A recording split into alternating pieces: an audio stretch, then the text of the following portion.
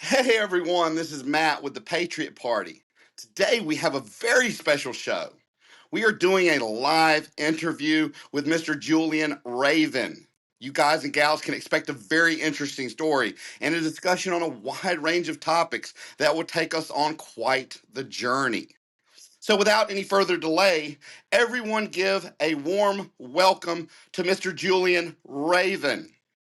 And I'd like to say one thing before we go into the interview. Remember, you can go on the description of this podcast and find his links. So check him out on his links. So, with the first question I'm going to ask you, Mr. Raven, on your bio, it says British born, American artist, author, and constitutional activist, known for your high profile free speech lawsuits against the Smithsonian and bold First Amendment advocacy. And I also read a little further down, and it says Marbella, Spain raised. So, can you please help us to unpack all this information and begin to understand who you are as a person? Well, thank you, Matt, for having me on. It's a pleasure to be here. Pleasure to have And you. it's wonderful to after reading the description on your page, I was like, yeah, I think we're going to have a great conversation. And so, obviously, in the sense of being in the homeless political stage or out in the wilderness is where I call it, politically, in that I'm glad to meet, obviously, fellow sojourners on the road as we walk as Americans in the light of both the Word of God and obviously the Constitution of the United States. So a little bit about my background. British born in London, England, and I was at the early age of 2. My parents moved to southern Spain, a pristine, beautiful Mediterranean, just really a hideout in the sense for many Europeans at that time, because nobody was living there that was, in the sense of tourist, in the sense of what it is today, a tourist. It was a pristine nature, beautiful sea, beautiful culture. And my family moved there, and I grew up in that environment. Very beautiful, very special place to grow up, to be honest with you. I as a little boy, I fished, I spear dived, I did all the things that a sea coastal existence would give you. And it was a wonderful childhood that I had growing up in this beautiful country. So that's a little bit about my background. I did go back to London at the age of 18 to art school for a short time. It wasn't for me. There were all sorts of political issues that went on at art school that I was not familiar with growing up in that sort of beautiful paradise, and then going back to the heated oven of a political environment in London, England, which was hardcore. I was totally not prepared for it. I didn't understand it. And so after I was only there for like 7 months, I left. So I've had a journey of entrepreneurship. And then obviously as a former atheist, I had a pursuit of truth, which led me to a mountaintop in southern Spain where I grew up, where I had a wonderful epiphany and a revelation from God. It changed my life.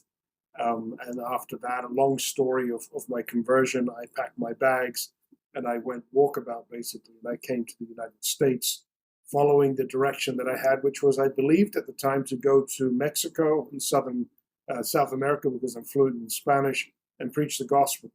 And yet God had other plans for me. And after being in California for a while, I ended up in New York State, where I am now. I was in a town called Nyack near Manhattan. I'm actually upstate New York right now in a town called Elmira, which is the home of Mark Twain, and not where he was born, but where he lived many years of his life, and a beautiful town in a very depressed upstate New York, unfortunately. But the state of New York is magnificent. It's a beautiful state.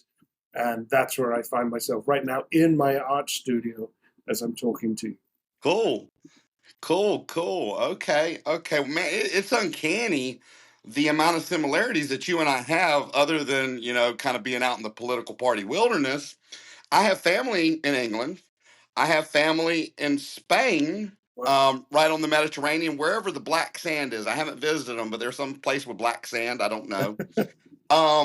I've been an entrepreneur since I was in college, uh, and I went on a spiritual journey myself when I took a sabbatical and got and sold 5 of my companies in Charlotte and moved to Louisiana for 18 months and read Great. everything I could read. So you and I are very similar. We have our similarities are uncanny. So back to Wonderful. the interview. So it's my understanding that you've been at the center of national controversy, one that has earned coverage on nearly every major news outlet. I mean, we are talking ABC News, New York Times, Fox News, CNN, the Washington Post, Washington Times, NPR, The Guardian, the U.S. Sun, Daily Mail, international outlets, Time Magazine, The Week, The Washingtonian, and more. I mean, this is crazy. The amount that you've of publicity that you've had. So it's all centered around legal battles against the Smithsonian, is what I understand, and by extension, the broader question of whether federally funded cultural institutions are accountable to the First Amendment. And it has played out publicly with scrutiny, analysis, and no shortage of debate. So, my question to you is, can you tell us what that was like, all that exposure? And I'm hearing you're getting more exposure now, which you may want to go into, and how some of those interviews went, and what's at the heart of these legal battles? What's this all about? Well, what's it all about? As an artist, in 2000, and it's actually 15, but I'll start my 2014 being a New Yorker. We got wind that Donald Trump was interested in running for governor of New York. And so folks that I knew were like, this could be great. New York State is a place where more businesses leave each year than come here. So it's that, we're in this sort of very strange time as a state. And so the idea that someone with such name recognition and business savvy would be able to run the state better than who we had in office at the time, we were excited that was an opportunity. It didn't happen. 2015 came, summer of 2015, the iconic moment of Trump coming down the escalator. And, I was there at my desk when that all happened. And I was like, I knew this story a little bit. I knew about him from the year before. I knew about him when I lived near New York City in the town of Nyack. And, I'd been to New York a lot in Manhattan delivering furniture or installing furniture. And you'd see, the name Trump on the roadside on the West Side Highway, which was, Trump has paid for the next mile of this road to be cleaned, and a little sign there. But then you look up over here in the buildings, and his name is like, wow, these massive buildings and construction, and Trump this and Trump that. I mean, a major presence in New York, unavoidable. So as someone newborn to the city, and to the state, I was always, learning, and it was curious to me. And I thought, hey, as an entrepreneur, he's big, he's bold, he's brash. It's like, that's cool. That's a way to, to push your own agenda and your own business. And he's doing it. Look at it. He's thriving. So those things were always intriguing to me. But 2015 was marvelous in the sense that when he stood up to run for president and I heard what he was saying, I was like, well, this sounds very interesting. And I was curious. Obviously, I think as many people might have been at the time, I think a lot of people thought it was a joke and also a publicity stunt, that type of thing. But I kept listening. And it turns out that I'm sitting at my computer one day and I'm listening to him speak. I wasn't watching, it was just coming through. I was doing something, it was just audio playing. And as I hear the things that he's saying, I'm like, wow, this is saying the things that people have wanted to hear and wanted to say for so long that needed to be said. And in my mind, I get this picture, like a vision, like a picture of this falling American flag to the floor. As I came to America and fell in love with America, especially because of the ideas, especially because of the law, the Constitution of the United States. The more that I read that as a Christian, I was involved in ministry and street ministry and preaching the gospel on the streets and walking around with this Constitution and be able to just wave it and say, look, this is my legal standing to do what I'm doing. This is great, So I was very blessed in that sense. So I heard all these things. I had a passion for the country, and the things that I saw were, decaying, were dying. America in these many, many areas was walking away from fundamental ideas. I was convinced of that. So here's this guy saying these things. I'm saying, wow, that's really good. These things are really important. And as I sat there at my computer and I have this, this picture in my mind of this falling American flag, right before it, like, pole and the flag hit the ground, right before it touches the ground, this massive eagle swoops in, the bald eagle snatches the flag. And in my mind, I see the words go across like a ticker tape on the screen going, unafraid and unashamed, unafraid and ashamed. And I was like, wow, it's a simple image. It's a good symbol of what I hear him saying, rescuing, saving this nation. That's symbolic of the flag about to hit the ground. And that was sort of it. But then it didn't leave. This lingering idea and picture in my mind, it remained. And I began to think about, maybe I should paint a painting. Maybe this would be a good thing. Then I'm like, well, I don't know. I mean, he's drawing a lot of heat right now, and if I get involved with this, it's going to draw a lot of heat for me. And I was sort of a fledgling professional artist. I'd been a cabinet maker for years. I'd been an artist since childhood, but I'd stepped up into becoming a professional artist. And so there's only a few years back into it, and I'm like, wow, if I do this, it could be good, it could be really good, or it could be really bad, it could be damaging, and who knows. So I was hesitant. I didn't, jump into it. I listened more, and weeks passed. Weeks. That was June of 2015. So the summer comes. I'm in my studio. I'm in now. It's a huge studio. I have a wonderful space. It's very hot in the summer. It's so big. It's a metal building, so most of it just gets very, very hot. And I'm in this building, and going about my way. But this thing, this picture in my mind. This went on for weeks. It was probably 6 weeks, and then finally, I'm sitting down, and it was one night at my computer at home, and I was like, I gotta stop working. I'm trying to develop this eagle idea, theme of snatching of the flag, and I'm studying photographs of eagles online, and when they snatch fish out of the river and this type of thing. And so I'm sitting there, and as I'm doing that on the screen, my daughter, who at the time was 13, she walks in, she looks over my shoulder, and she's like, "What are you doing, Daddy? You're going to make a sculpture of the eagle?" And she had no idea what I was thinking. I was working on sculpture in my studio. You do sculptures as well? Yep. I'm a glass blower. Well, there you go. Yeah. So we're creatively joined as well in that sense. Absolutely, absolutely. Yeah, that's wonderful. And so I'm working with steel. It was new. It was exciting. I hadn't done welded sculpture like that before. So, and I said, "No, sweetheart. Actually, I'm thinking I'm working on a painting like this."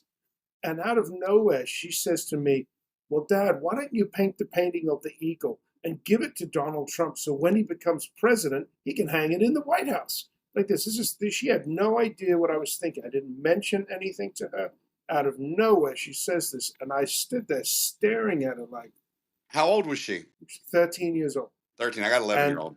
Yeah, so and this is 2015. So yeah, what was amazing, I stood there staring. It was with this innocent face. She shrugs her shoulders and walks out the room. And I'm like, wow. I'm like, that's really something, because she had no idea. She saw what I was doing, and she put it all together, because she knew about the news. We'd been talking about the news, current events, etc. So the next morning, though, get this. This is where things got extremely interesting for me, because that was the first time I sat down to do something regarding this picture. I then get my daughter say this to me. Then the next morning, I was up early. I go online and go to the news. And I said, let's see what he's saying today, see what Trump's up to. And I was on CNN, and there was a link to a video where it said, I had a visitor today, and it was related to the Trump campaign. I said, let's see, I click on this, and it's a video starts rolling, and it's Trump in Trump Tower in his office, and there's all these photographers, and Time Magazine was doing the photo shoot, I believe, but it was a video of that happening. And there he is suddenly standing with a bald eagle perched on his arm. And I stared at the screen. I'm like, no way. This ain't coincidence. No, listen, I thought it was Photoshop. I thought it was someone playing a trick on me. I did. I looked at this picture, and the way that they had him lit was really studio lighting in his office. So it looked really quite like artificial, because it was very studio-like. And I was like, no, that's like fake. That's a Photoshop. I can't believe what I'm staring. I was really, really shocked, to be honest with you. And I drove my daughter to school that morning. And I said, do you know what was on the news this morning? And she had this, and I'm all like, oh my goodness. I'm like, I've been thinking about this for months or for weeks. And then I start work last night. You say this and then this, and it's triggered something inside of me. I rushed to my studio.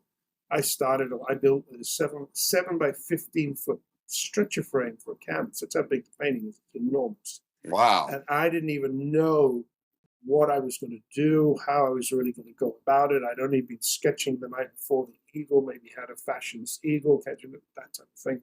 And I jumped in. I knew that he was going to win. I knew that this meant that he was going to become president. There were 17 candidates at the time. There were 4 Democrat candidates. 5, Oh, I know. I called him too. Yeah, at that time as well. So, oh, yeah, I called it. I saw this. I was like, "What in the world?" And so I then go into this painting. I spend weeks on this painting. It's ready in like the end of September. I go on this campaign. I've been to Trump Tower. They copy hanging there. This whole thing. But the journey really starts after me going on a whole year's campaign. I've been across country with it. I campaigned throughout the Iowa caucuses. From the very beginning, I was involved in this in 2015. And, a major art show in California, in Pasadena, that was hosted by the patron and the inspiration behind the very well-known iconic image of Barack Obama, the Obama Hope poster that was created by an artist by the name of Shepard Fairey. He was just a guy that no one really knows this again because of the way, and this touches on your theme, I think, that you mentioned on your page, which is about media bias, and the way that stories, this whole thing, because this is really a subject that it's been a parallel subject for me, but one you unavoidably can't get into because you're in the midst of this happening consistently, and it's like, I can't believe how disingenuous this system is around me that's not telling the story. They're just twisting the story to their benefit. This is the worst part. So anyway, Yossi Sergent is this guy who was the patron media genius behind the Obama Hope poster. The artist he met, because when I went to LA, I showed my painting in an art show called The Art of Politics at Politicon 2016. Major show, major conference. It's like Comic-Con, but for politics, and all these big star names there. And they had this art show. And so I'm there, and he's like, yeah, he said, listen, I can't stand Trump. I don't want anything to do with this. But he says, I see your painting. It's a vision of hope, and I want it in my show. And, because he was the originator behind the Obama Hope painting or poster. And basically, he found Shepard Fairey at an art show and hired him with $100. He was a street graffiti artist, no nothing artist in the street. Gave him $100. Said, this is a picture on the internet. I want you to Photoshop this and turn it into a political poster. He did it overnight. He created the image with the Hope logo, that whole thing, and then he gave it back. And it was Shepard Fairey. It was Yossi Sergent, the marketing genius, who took that image and ran with it across the country and put it in every university. And he did such publicity with it that he made it the iconic image that it became. And then it really helped Barack Obama win the election in 2008. So that I knew that story, and I was like, well, this is obviously part of my journey. I've been on this now with, for a year. I've seen really good things happen, media coverage. I was at the RNC. I was elected as an alternate delegate for Donald Trump in 2016. I was at the RNC in Cleveland. The image appeared in a video on screen, so it was some major things for me.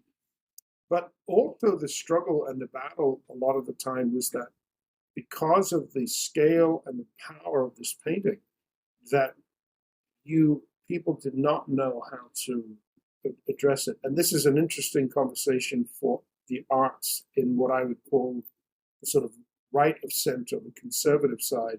The arts are a terribly misunderstood and not used very well language that I began to really discover that and to promote it and to say, listen, this is a pictorial language. It speaks to people in ways that words don't speak, or paintings speak very differently.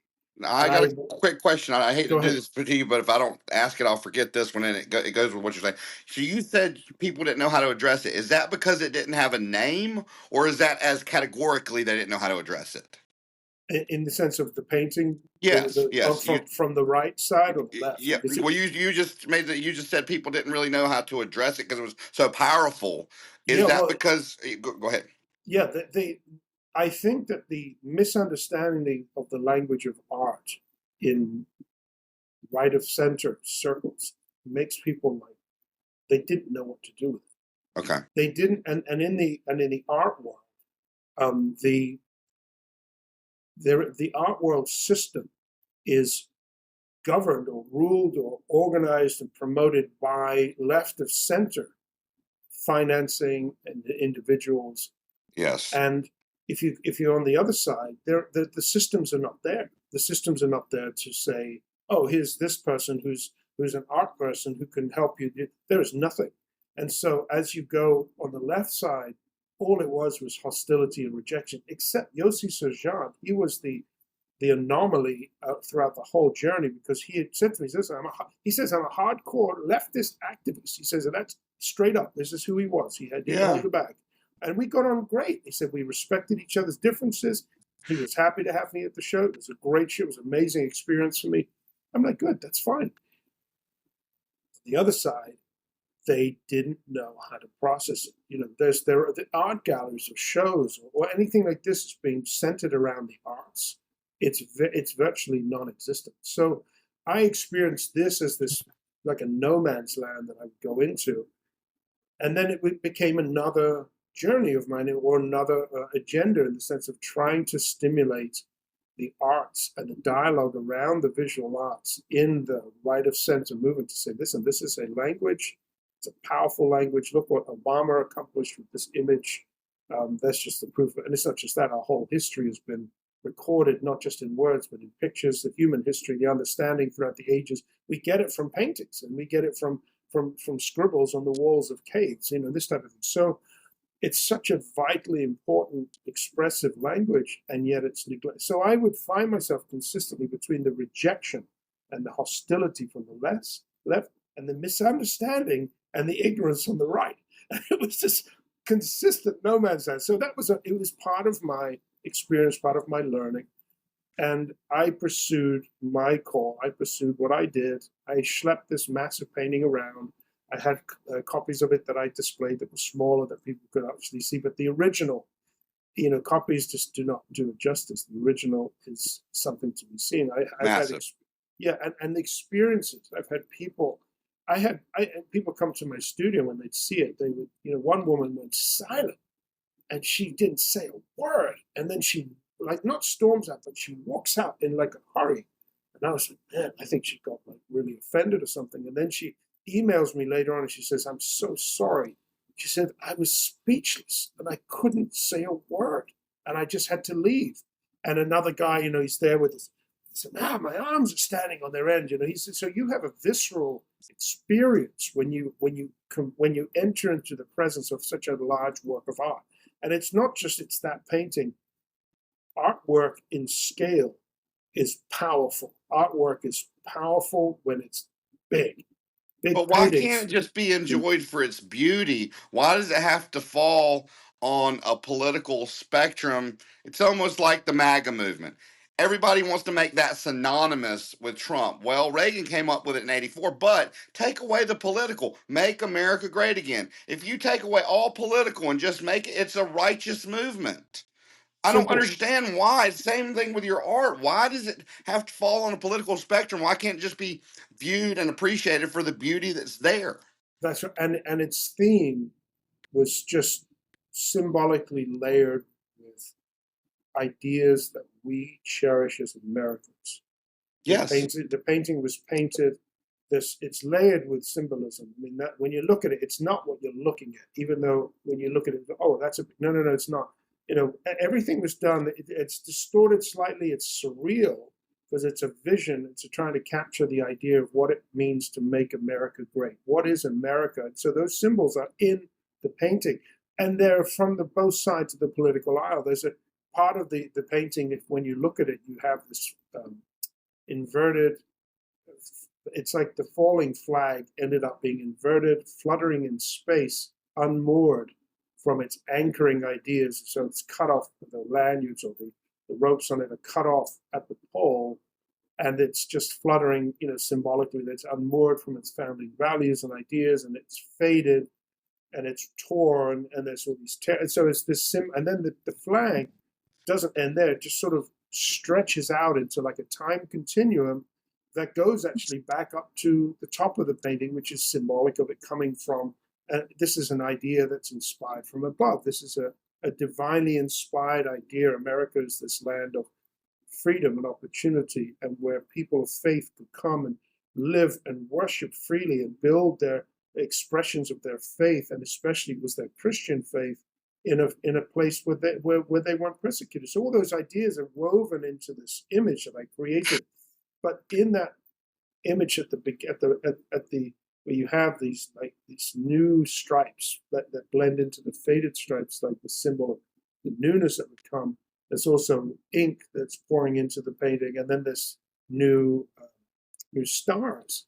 And it was like this remaking of the flag, that as the old one was fading, this new red, white, and blue, and these new stars and this new ink would come to regenerate the flag. And in those stars, there was an equal balance of left and right states. I made them like blue states and red states. And so it was saying to people on both sides that it's not about one idea specifically. This is about a vision for an America for all, in that sense, from both political viewpoints, because we're Americans and we can't thrive, survive, and enjoy our freedom without this sort of tension of the other side. If you have everything sort of wiped out, where it's just you and you're stuck in a bubble, you don't even know what's true anymore. And it's like the tension that's there between the different poles, I think, is part of the engine that created the ideas that made this country what it was. Without them, you wouldn't have it. It would be just like blank. This is it. This is what it is. And so, though that idea there to my painting being something, obviously for people who hold patriotic, Christian, conservative ideas, it's going to resonate with them above all. But it's an invitation also to dialogue, and this is where my journey and struggle became in this journey, was to say painting and art is a wonderful, powerful tool to stimulate dialogue, conversation. People stand in front of a painting, like the one who doesn't say a word, but it's impacting her in ways that may stunned her to silence, and she left. You have experiential. Your experience is inexperiential.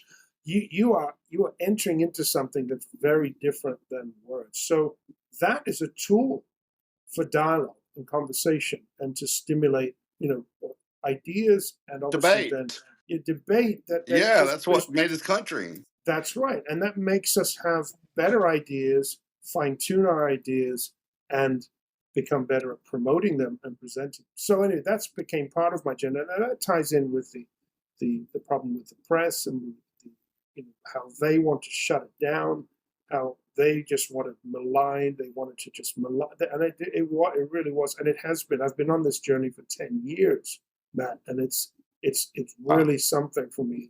It's been life-changing. But I want to fast forward there to the lawsuit with Smithsonian and what happened. Well, before you go there, I got a question real quick. Yeah. Where is this painting, and how can we see it? Because it sounds incredible. It sounds like you look at it one day, you get one meaning. You look at it another day, you get another meaning. Yeah. Well, I'm gonna leave this as the mystery right now. I won't answer that this second. Okay. It is part of this journey. This is the interesting thing, Matt, and I've had to learn this because I'm in it. I was so excited. You get so excited. You work so hard. You're in the suffering heat of my studio, painting morning, struggling. It's not work. I went through all of the agonies of creating such a painting.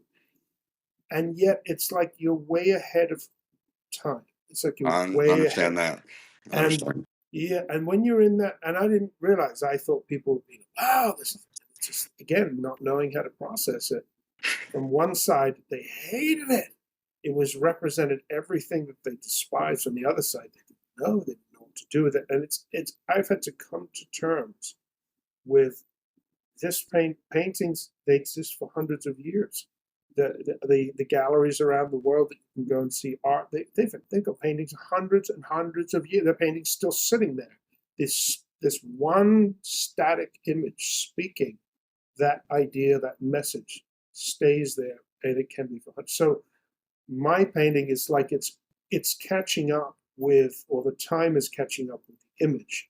And so the answer to that, it's part of my story right now, which I think I'll share in the last part, the last chapter, which I'm in right now, legally, Right. and what's been happening with my painting in the last month has been spectacular.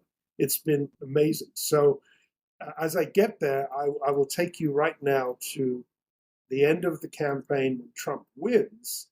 I'm not surprised. And then after he won, after about 2 weeks, I was pretty bummed out. I'm like, now what do I do with my painting? What do I do? Well,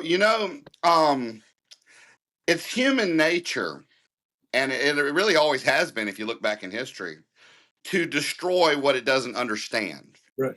to break it down. That's just how it is. If they don't understand something, even if there's truth there, if it's not the truth they want to hear, that's where these social media echo chambers come from. That are not true. They're promoting misinformation, but these people that want clickbait, they're all about monetization and all that. So they just push on what people want to hear, what gets people emotionally, whether it's true or not, and it makes these echo chambers, and it goes round and round and round. It's so hard to get out of them, and it's so hard if you're going against them as well, which is what I'm trying to do with my movement, which is truth matters. I only want to do an unbiased truth, which is a lot easier if you don't affiliate with a party. It is. Absolutely. You're free to So, then be yourself in that sense. Yeah, absolutely. so I came up in a family of lawyers and was exposed to the law from a very early age, have a good bit of training in the law. So I did some research. And without going into a massive amount of case law, from what I gathered from, your brief descriptions. Now, I also, and we'll go into this later, but I also looked into the Smithsonian, and it does have a unique legal structure, which makes things a little bit challenging. But my research yielded that this argument should be able to penetrate what they got going on. So I'm going to read you real quick what I found, and I don't know if it's going to coincide with what you got going on, or maybe it'll spark an idea for something up and coming. But what I found was looking into, different statutes, was a constitutional obligation and state action doctrine, which means the U.S. Constitution applies directly to government actors, but private institutes receiving federal funding can be subject to constitutional requirements under the state action doctrine. This doctrine holds that a private entity's actions are subject to constitutional scrutiny if, one, they're law enforcement, or two, they're for public education, which the Smithsonian is.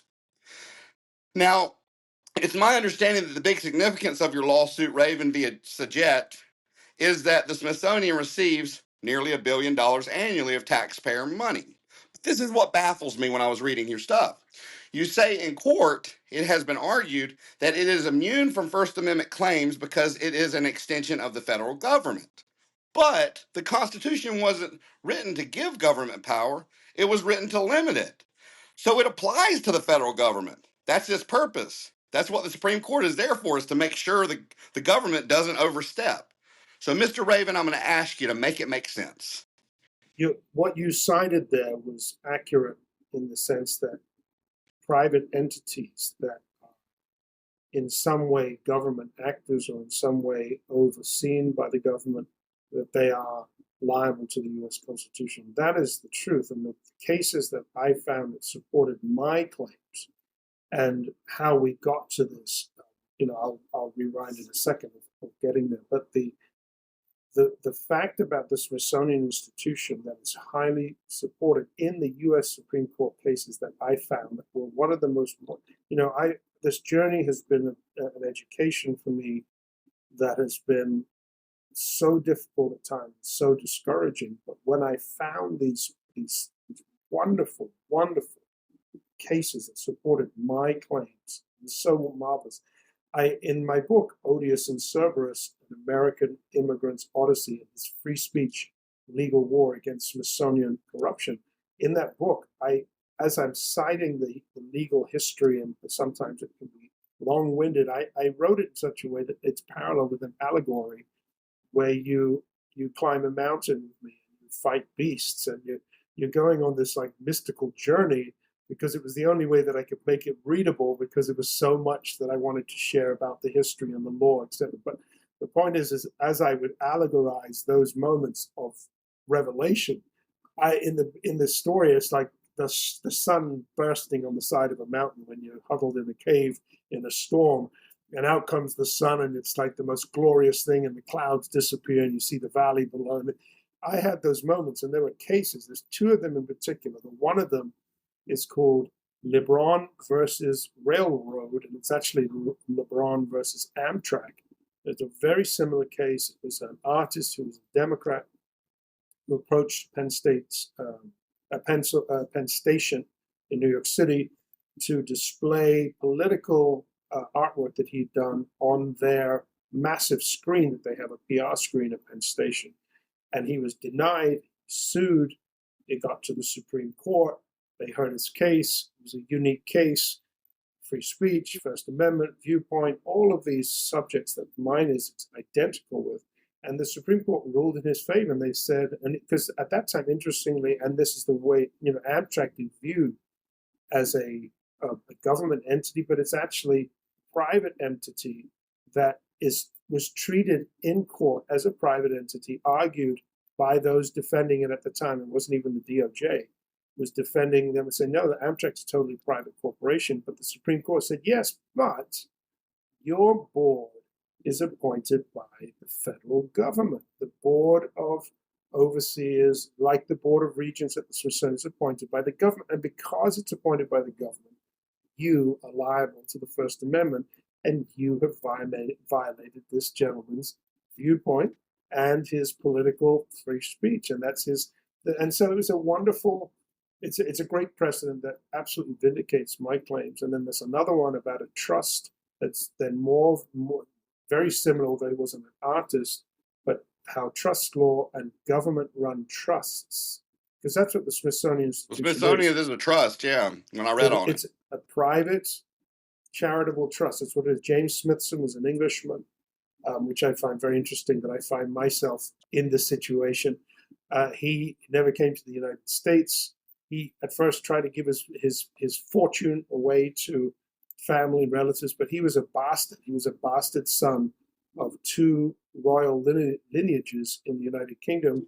He had to be born in Paris, and he died in Italy because in England he was persona non grata. He couldn't be there because he was an illegitimate child in Victorian England in the royal family. So he was completely a rejected, a bastard. So when he died, his fortune, which nobody knows where it comes from, but I wrote about it recently. I have my ideas. He, at the end of his will, he said, basically, if it couldn't go to all these family members, he said, I want my entire, property, my entire estate to go to the United States. That at Washington, D.C., they would establish the Smithsonian Institution, named after James Smithson, Smithsonian, by name, there in Washington, Smithsonian Institution. And they would establish an institution for the increase and diffusion of knowledge among men. And that was his will, very few words. And there's a wonderful story. It's in my book. I write about it extensively, fascinating history, the journey of how America managed to get hold of these funds, 105 sacks of British gold sovereigns. They were in 11 crates. They were brought across the Atlantic. I mean, it's amazing, the story. Fascinating details. Everything documented, so you can really, really get into that. And then it comes to the United States and America in the Smithsonian Acts of 1846. It arrived in the U.S. in 1836. Congress sat on this money for 10 years. They ended up borrowing the money to run the government, and they paid back they said, we're going to pay 6% interest on this money each year, and that was enough to fund the museum. So they basically took the money. That's what I found in my research. Yeah, and they took it, and it's like this. That money's still unaccounted for. So that's another part of my suit right now. But this fascinating part where they in the Act of 1846, and they say, we're Congress. James Smithson, the enlightened donor, they call him, he's given this money to the United States, and we accept this fiduciary duty, basically. We accept this to be trustees. America is basically just the trustee of this private institution, this charitable trust. And that's what it is. So what's happened with my case is that the Smithsonian, and this is something that you may know personally, and I've known as I've come to America. I didn't grow up here, so I was never taken to Washington as a child. I was never sort of inducted into the Smithsonian Institution, walked around as a child. And most people I met, they've been, oh, we've been there, we went there when we were children. It's like it's a pilgrimage that Americans take to No, I made it DC as an adult. as an Actually, it adult was I went on a special trip to see the Smithsonian. to see. And it's an incredible institution, there's no doubt about it. But then I would come up against this, it's an instinctive defensiveness to protect the Smithsonian that is similar, that I said is similar to how people defend the royal family in England and the Catholic Church in Spain. It's like it holds a sort of pseudo-sacred place in the American heart many times. And the mere fact that I would dare sue the Smithsonian, I've had people scream to my face, how dare you sue the Smithsonian? I mean, you're like, what? They're like this ending, like I'm touching the sacred cow, that this thing holds this elevated status in people's minds. So when I came to sue them over this very bizarre, arbitrary rejection that I had from this woman, Kim Sayed, who was the director of the National Portrait Gallery, which is also part of the news right now in the last month, which has been amazing. Her arbitrary rejections of my work, ignoring all of the Smithsonian standards for portraiture consideration. In other words, they have written standards. The Smithsonian National Portrait Gallery exists for a specific reason. It exists to catalog the pictorial history of the United States of individuals who have made a significant impact on the history and culture of the United States. It's not about how good the portrait is. It's not about the prominence of the artist. I mean, they have it all spelled out in black and white. Let me ask you this before we go on, because you seem very, very familiar with this, and I didn't find anything in my research about this. So you mentioned the standard. Now, is there, being that there's a board, it's kind of like a board of directors if you were looking at it as a private, corporation, that being that there's a board, are there any bylaws that have small print that allow them to pick and choose? Or is this a specific, there is no coloring outside the lines, this is how it is, and there's no small print anywhere that allows the board to choose? Well, the process that I became familiar with is obviously there are 21 museums, so they have 21 different directors, and they have different museums for different parts of knowledge and learning. So when we go back to the founding of the institution, when the government created the Board of Regents, and then the Board of Regents hired the secretary, Joseph Henry, the first secretary. His job was to build the institution, basically, and they took the funds from the interest and they built the castle, and they began to build the buildings, but the buildings were empty. And so they then said to the American people, bring us your things, bring us your artifacts, bring us your pictures, bring us your war memorabilia, your muskets, your musket ball, bring us everything. And America brought to the empty halls of these institutes all the stuff. Imagine the stuff. That their job then was to curate and to basically order and filter and catalog everything, put it in its place in order and history and relevance and importance. So that was the sort of historical side. There was the scientific side. James Smithson was a scientist. He was a well-funded rich kid scientist. So his most important discovery was a mineral that's named after him. It's called Smithsonite.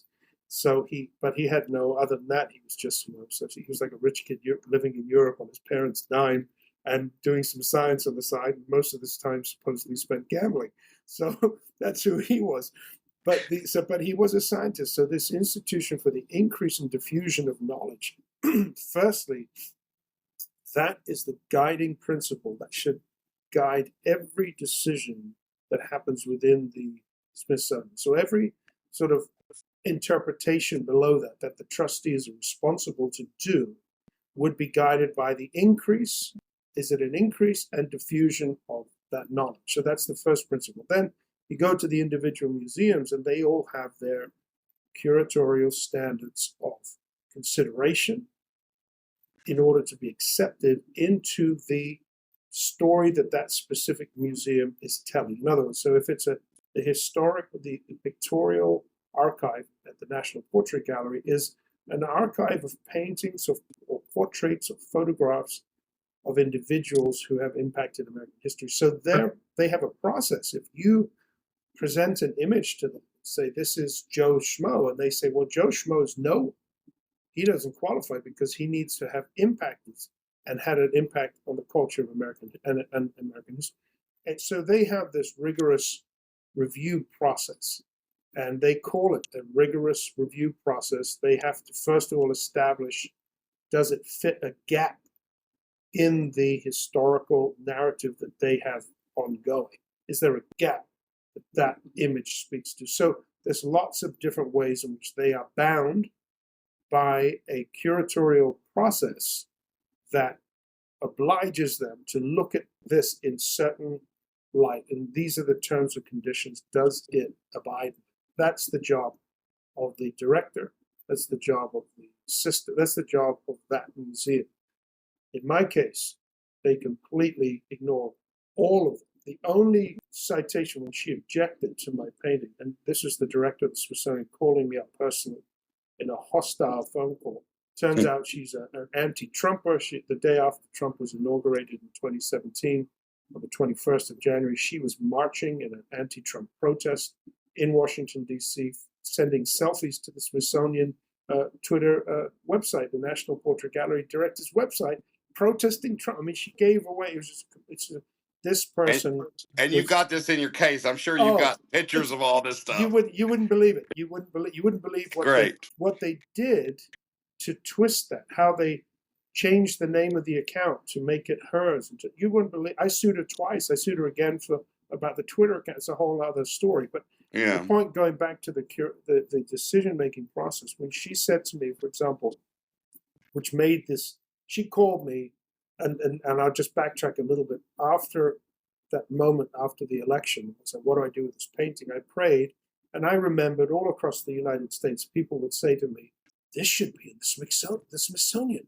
You know, that should be in the Smithsonian, pointing to my painting. I was like, I didn't really know what that meant. You know, I'd heard about the Smithsonian was about rockets and spaceships. I had no idea. But so after he won, and I didn't know what to do, and I prayed, oh my God, what do I do? I remembered all these people, so I start researching. I find the National Portrait Gallery. I'm like, great, this is a National Portrait Gallery. And then I find, oh, this is amazing. In 2008, 2013, 2009, sorry, the inauguration of Barack Obama, they displayed the Obama Hope portrait that I had my work showed with in LA, this iconic image, this political campaign painting. It wasn't a painting, it was a Photoshop originally, but it became like a screen printed version of it. But they showed it in 2009 and 2013. So when this woman now calls me up in this very hostile phone call, and she starts objecting to my painting, first it's too big, and I refute that, there's no standard for size. And then she's like, well, it's not from life.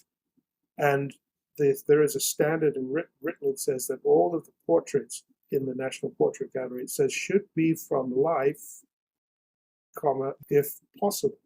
And there's the freedom to not post it to be able to accept it if it's not from life. And from life means if I'm painting a portrait of you, you're sitting right in front of me in my studio, and I'm painting the painting of you like I'm taking a picture of you. You see, that's from life.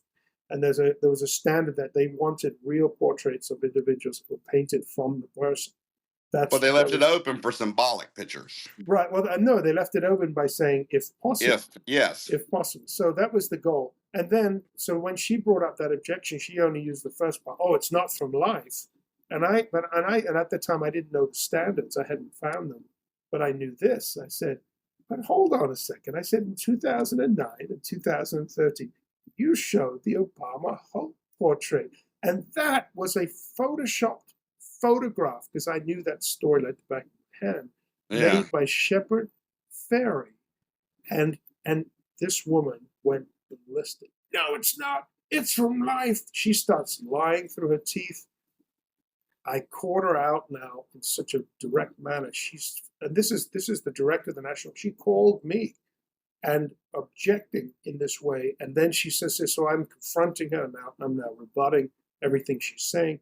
After I then confront her about that, and clearly I was standing with solid grounds. And I know the story. My painting was shown with the Obama portrait in LA. I was invited by the guy who commissioned the painting. For goodness sakes, he told me the whole story. Shepard Fairey, on top of it, the artist was convicted for 6 months. He had a 6 months community service conviction because he lied in court and destroyed evidence when the photographer, Manny Friedman from the AP, had sued him for using his photograph without permission.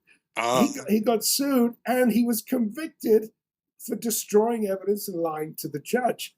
And so I'm like saying, well, so you're trying to tell me this is from life? I mean, there's a lawsuit that shows that it was a ripoff of an internet photograph. So all of those things obviously stand. So she then jumps to the next thing. It's too Trump. It's not neutral enough. She's making all of these arbitrary, that were unfounded objections, not based on curatorial standards. And then the main one, which is the big point for my lawsuit, which she says it's too political. And then I'm too political. I said, but you showed the Obama Hope poster. But that was the political campaign poster that got Obama elected, for goodness sake. I mean, by this time Trump's won, right? Yeah, this is. So he's a sitting president. This is before he's inaugurated. This is okay, December. This was for the inauguration. You see, those portraits were displayed as tributes to Obama, and rightfully so. It's art. There's a historic campaign. No. I'm asking the call from the curator is after Obama, or not after Obama, but after Trump had won the election, correct? After he'd won, but before inaugurated. Yeah, okay, but 1st. Still, so this is like history of what's going to be a sitting president, the journey of a sitting president. It's the history from that point, which was December 1st, 2016, backwards, is like the Obama portrait. It was the historic gap was the remarkable political campaign of a non-elected American citizen who stood up and ran and won the presidency. That at that time, other than the previous, which was the Obama campaign, which was historic and rightfully so, there it is. It's in the narrative. That's the story. There's the portrait that represents that campaign. This is the same situation, just from the other side. And what's the name of the painting? You still haven't told me what the name of the painting is. Yeah, Unafraid. Unafraid? And Unashamed. Unafraid and Unashamed. You said you'd seen it in a ticker tape, but you didn't tell me that was the name. Okay. Unafraid and Unashamed. That's definitely catchy and powerful. Yeah, Unafraid and Unashamed. And so this woman, then she goes to political. Then she goes to the point where she's, after other things that were refuted, whether it was like I said, it was too big at the beginning, or it was that it was not neutral enough, and it was too pro-Trump, and too pro-Trump. How can a portrait not be pro the subject? It's ridiculous. So every time I'm challenging her, she would jump to another objection, and then she, knowing the difficulty that artists experience when they're rejected, she was wanting to needle me now. Because she's like saying, she's like, I know how hard it is for an artist to be, when you're rejected, we don't like to hear that type of thing. And it's true, no one likes to have their work rejected. If it's rejected for a good reason, let's suck it up and get on with your life.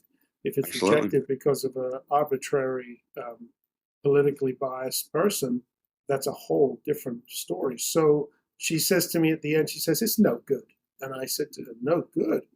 I said, this painting is 102 square feet.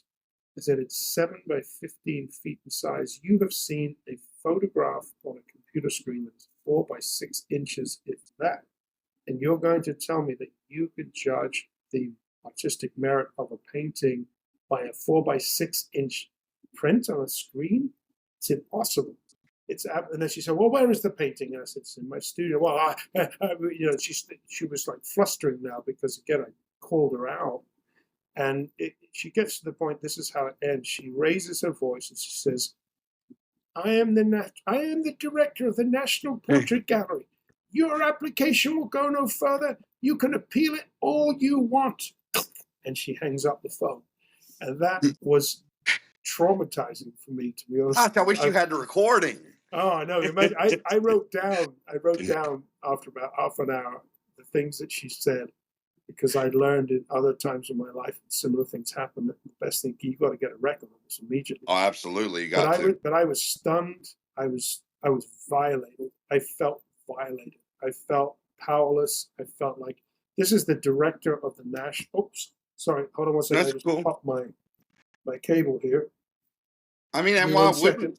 Okay. We're getting all excited over here.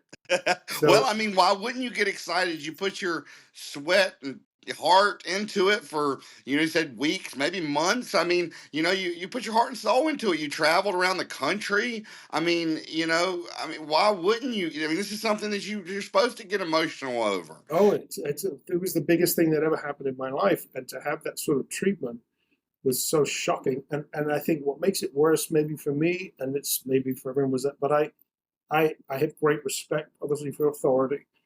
As a Christian person, respect authorities placed by God. You have a whole view. And when I got that phone call that I was not expecting, I stood up out of my chair. When I realized who it was, and so you're in this position of like deference. You want to respecting their opinion. You're listening. You're wanting to acknowledge. And the more she spoke, I'm like saying, well, hold on a second. Wait, this is bizarre. This isn't real analysis. This is bias, and this is personal. These are arbitrary, objections. So then when she ended it the way she did, it really disturbed me, and it set me, into this sort of tailspin for like 2 weeks. But then I kept hearing in my head, appeal it. You can appeal it all you want. You can appeal it all. This taunt. She's taunting me. And so I do the research. Who's the Smithsonian? Who her boss is? I find the Board of Regents. Oh my goodness. John Roberts, the Chief Justice of the United States Supreme Court, he's the Chancellor of the Smithsonian. The Vice President sits on the Board of Regents. 3 members of Congress, 3 members of the Senate, 9 members of the public, super duper famous, important people. I'm like, wow, 17 people on the Board of Regents. Here's my appeal. I draft my appeal, the application, the copy of all the letters. I had letters of support by public officials all over New York State, representatives of like 200,000 people. They all wrote letters of support. I had art collectors. I had a radio host. I had all this support. Wow. Sent it off to the Smithsonian, to the Board of Regents. This is my appeal. This is what this woman did. This is what she said. This is how she treated me. This is the application. This is what I've done. This is the whole thing, as far as I knew at that time. And I didn't hear anything back. And the clock's ticking. I'm looking to display this on January 20th as a tribute, like Obama's portrait was. Same. And so this is December 1st, all the way now. I'm like mid-December probably, and time's running out. The inauguration is going to be January 20th. Christmas is coming.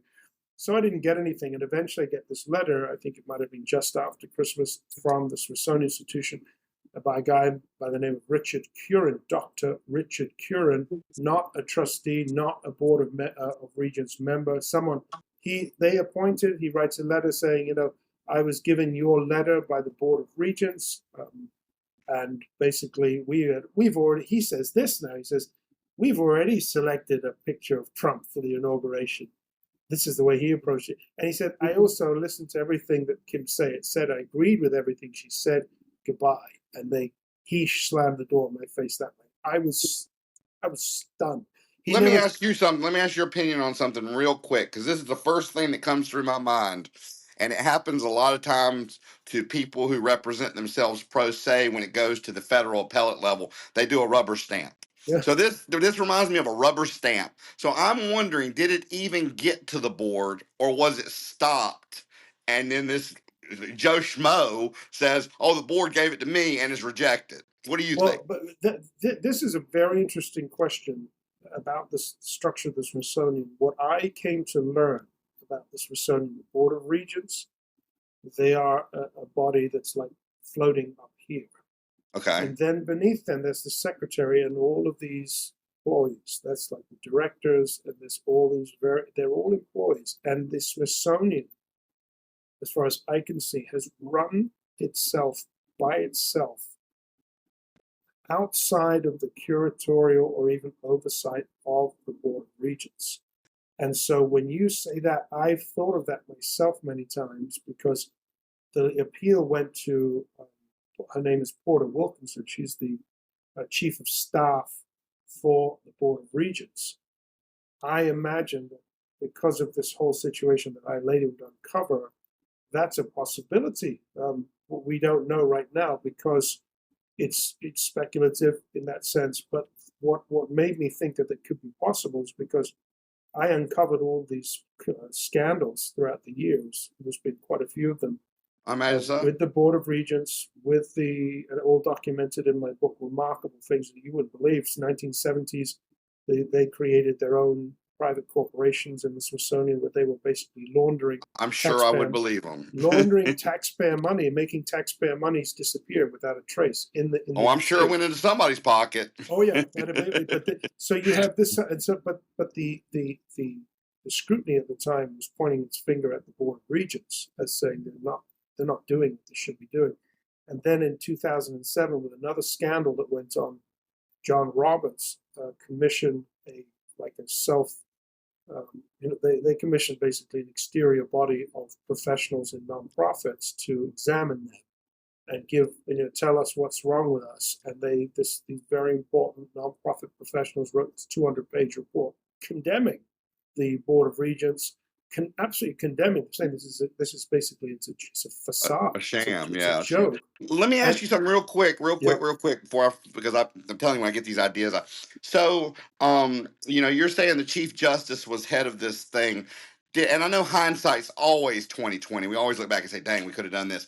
But I wonder if you'd have sent 2 letters, both of them certified, one to the board and one directly to him. Well, they all got individual letters. Oh, really? You sent one to him? 17. I sent 17 letters.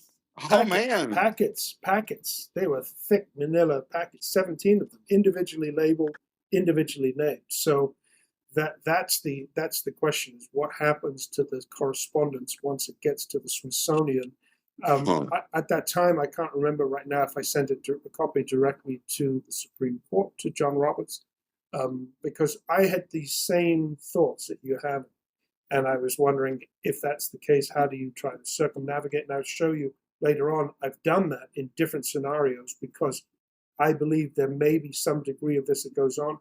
They may have instructions to the Chief of Staff, Porter Wilkinson, to say, we're not interested in any letters from the outside.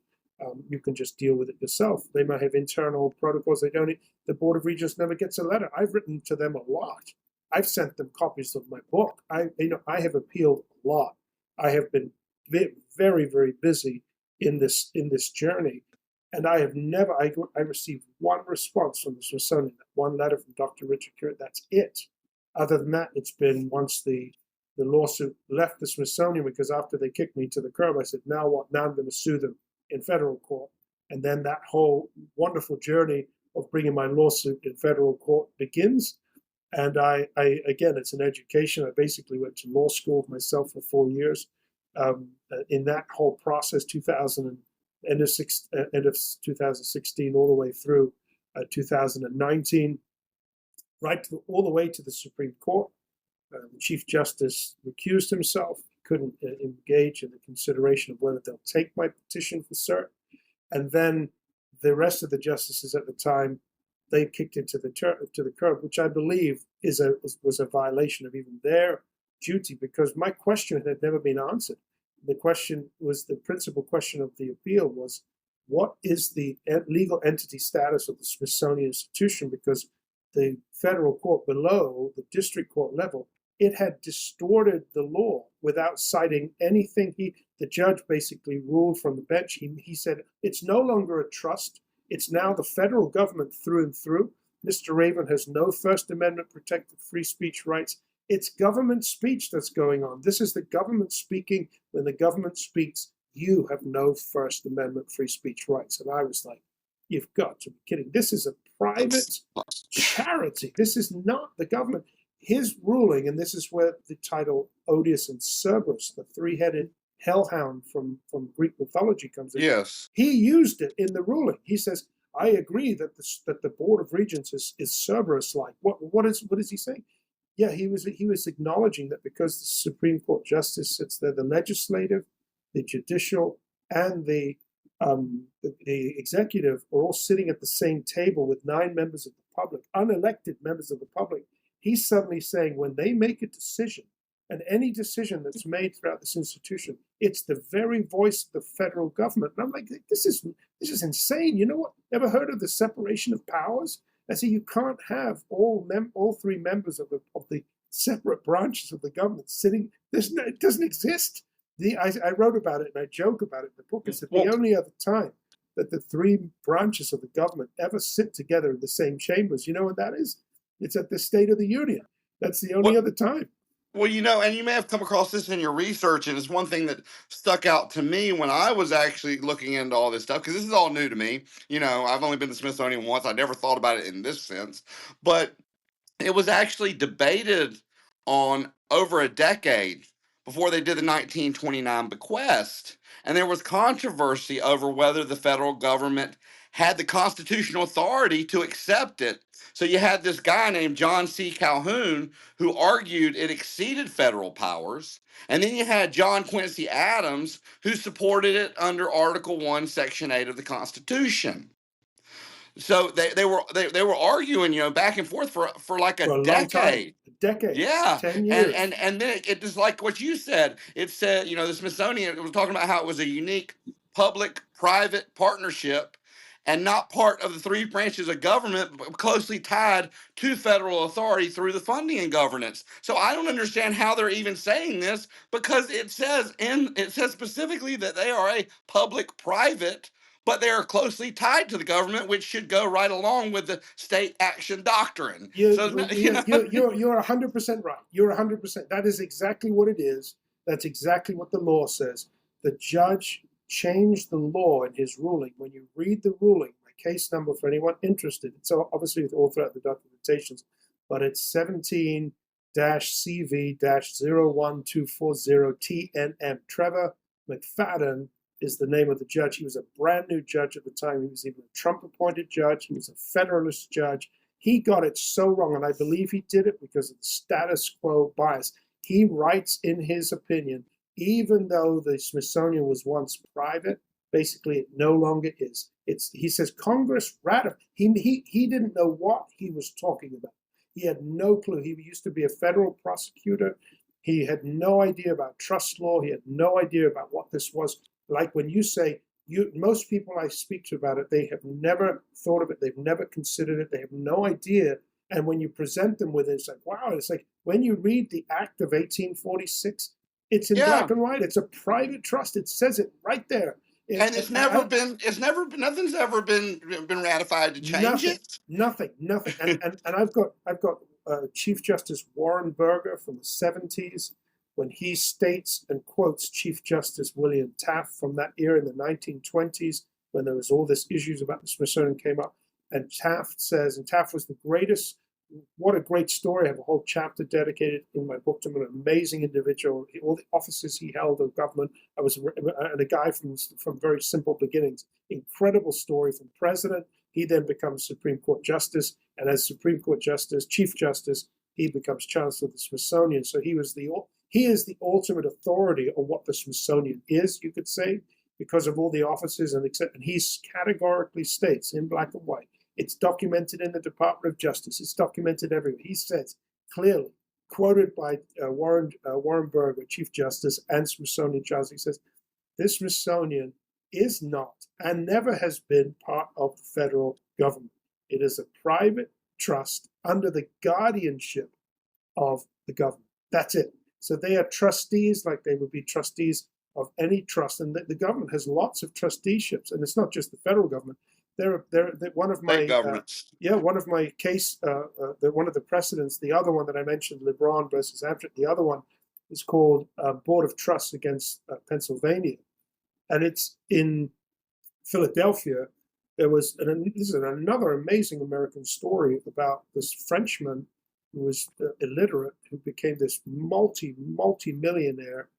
He purchased, it was through ships. He was a sailor, like a shipping boy that rose up through the ranks and became this massive maritime powerhouse, building ships all over the world.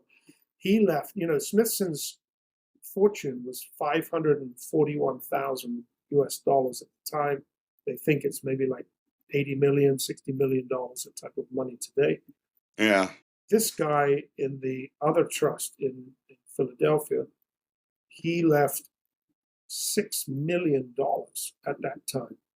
The same year, 1846, it's identical. He left $6 million to the city of Philadelphia to create a trust that they would run. And it was basically catered to young boys for the ages of 6 to 9 years old. He said specifically white boys, so it was like this racial quality to it.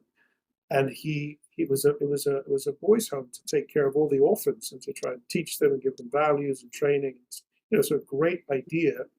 But that case in the 1950s, once Brown versus Board of Education had been ruled on, the two young black boys had applied to become part of that, or caretakers for them had applied for them to become part of this trust, and they were rejected because of their skin color.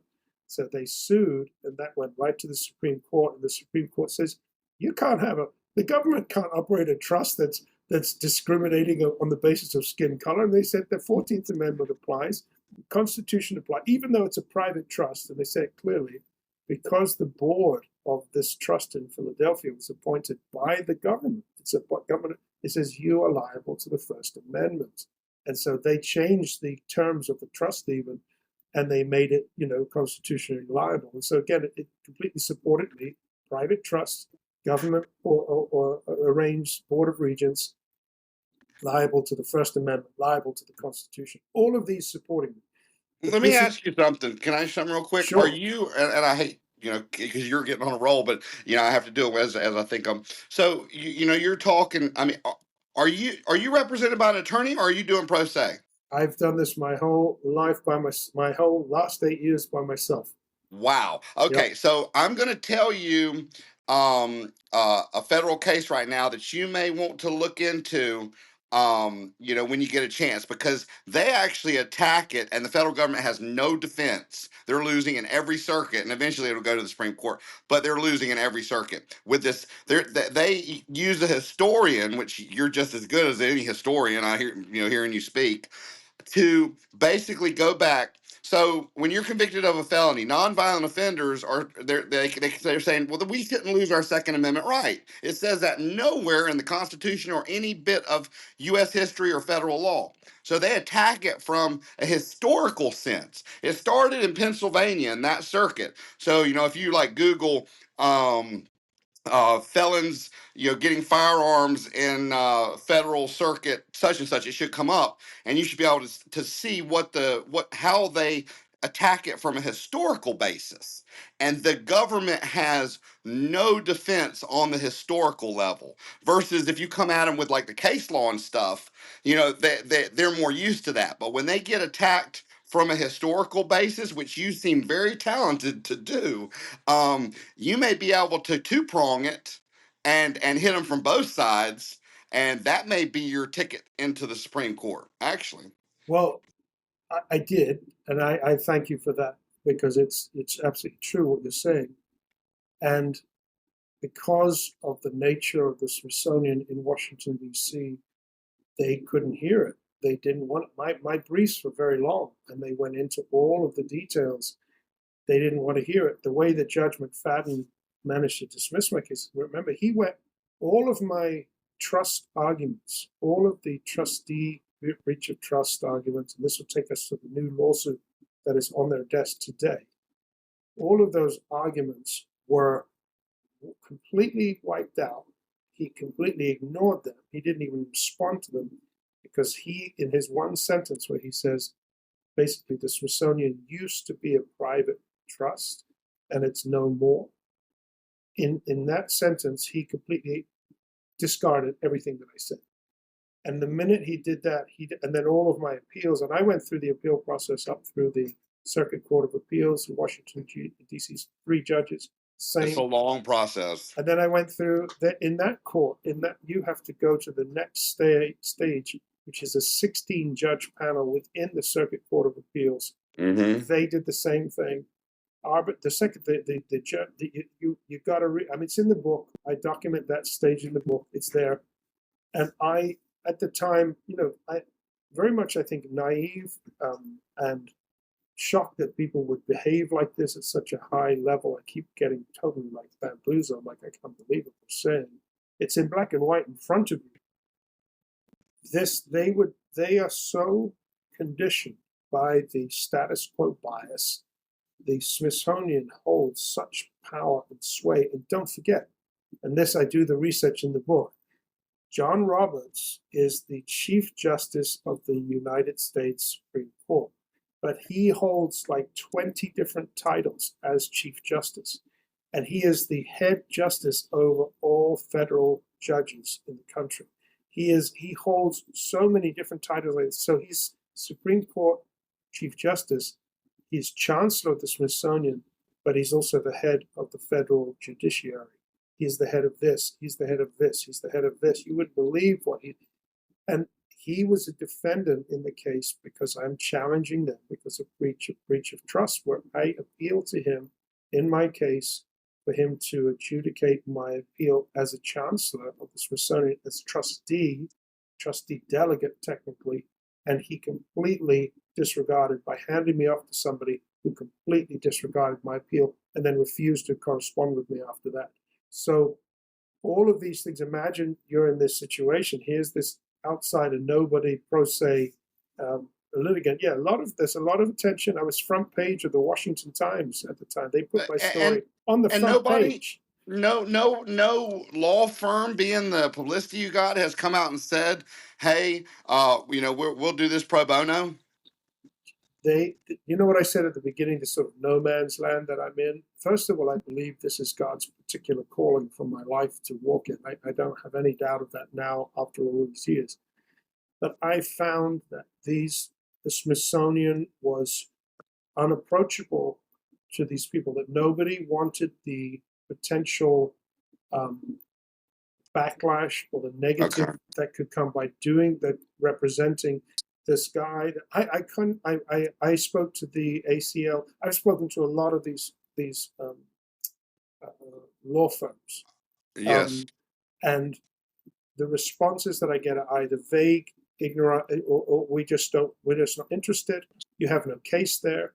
They blanket, knee-jerk respond by saying you don't have a case. Basically, the Smithsonian is the government. You're wasting your time. They don't even stop. They don't even think that, hold on a second, maybe that it can't be this guy can have a case. You know what I'm saying? I'm in this bubble, and I've had it proven true. This goes back to the whole media bias thing. It's not just the media bias, there's institutional bias inside the federal court system. That is a war. What about your representative and your senator? Did you reach out to them? Oh, absolutely. And the one this is the good news of the one my congressman here in the 23rd district of New York State used to be a man by the name of Tom Reed. He was a very I was so cautious of this man. He was very he made me just cautious every time I was around him. He eventually had to resign in disgrace because they investigated him for some sexual matters in D.C. He resigns in disgrace. He was always like hesitant. He was so hesitant. He was so like, the Smithsonian, and we can't get involved with legal matters. And one thing I did is I really pressed him on pushing my letters that I was writing to the secretary at the time. His name was David Scorton of the Smithsonian Institution. He was like a contemporary of this guy, Tom Reed. He knew him from Cornell University, which is up the street from us. 45 minutes from me is Ithaca, New York, where Cornell is. Tom Reed's like, oh, I know David Scorton. I said, well, look, he's ignoring my letters and all this. Well, he said to call him. He was spoken to him. He said, within a month, Scorton had resigned from the Smithsonian, resigned as secretary, left the vacancy for the secretary that's now. So I had pursued these folks, and the more that I pursued it, the more that I realized I've got to do this myself, because I've been doing the legwork and the research, and I know what I know. When I know something truly as it is, and I've read it and studied it through and through and through, these folks haven't. And it's like they don't even want to consider it. They're telling me at the get-go, no, no, no, like this. They're not looking, they're not listening. And this is an issue. The A good news, predetermined decision. They've predetermined their decision before they even hear before they anything. even hear. And it's the prestige of the Smithsonian that really, I think, has a lot to do with it. And I write about that extensively. But the good news with the resignation of Tom Reed was that his campaign manager, who was very supportive of my efforts, there were people that were very supportive of me, but they had no position. No one would. It's like anybody in position who had prestige or had power. The hesitation of the Smithsonian was too big. But anybody that wasn't, there was all these people that were supportive. They were like, this. So the guy's manager was supportive. Well, he became the interim congressman. He was elected to stand in for the lame duck session of the last year and a half of Reed's, or a year, whatever it was, of his tenure, because he had to resign. I compelled him by calling and emails. I said, you need to submit a reform bill for the Smithsonian Institution, because you know my story, you know what's going on, you know my research. And he did. And I gave him all the information, and they drafted a Smithsonian Modernization Bill in 2022. It got ignored, like the 3 other bills that have gone on the floor got ignored. Nobody wants to touch the beast. They shelved it.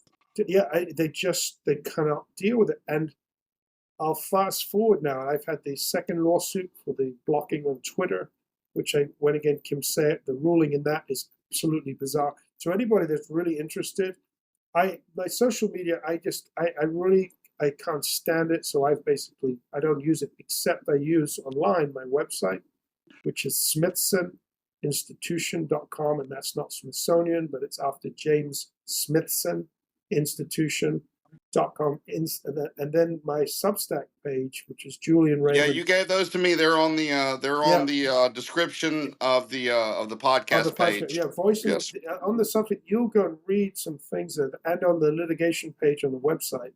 The hostility that I received from the judge in the Twitter free speech case, in his opinion memorandum, is stunning.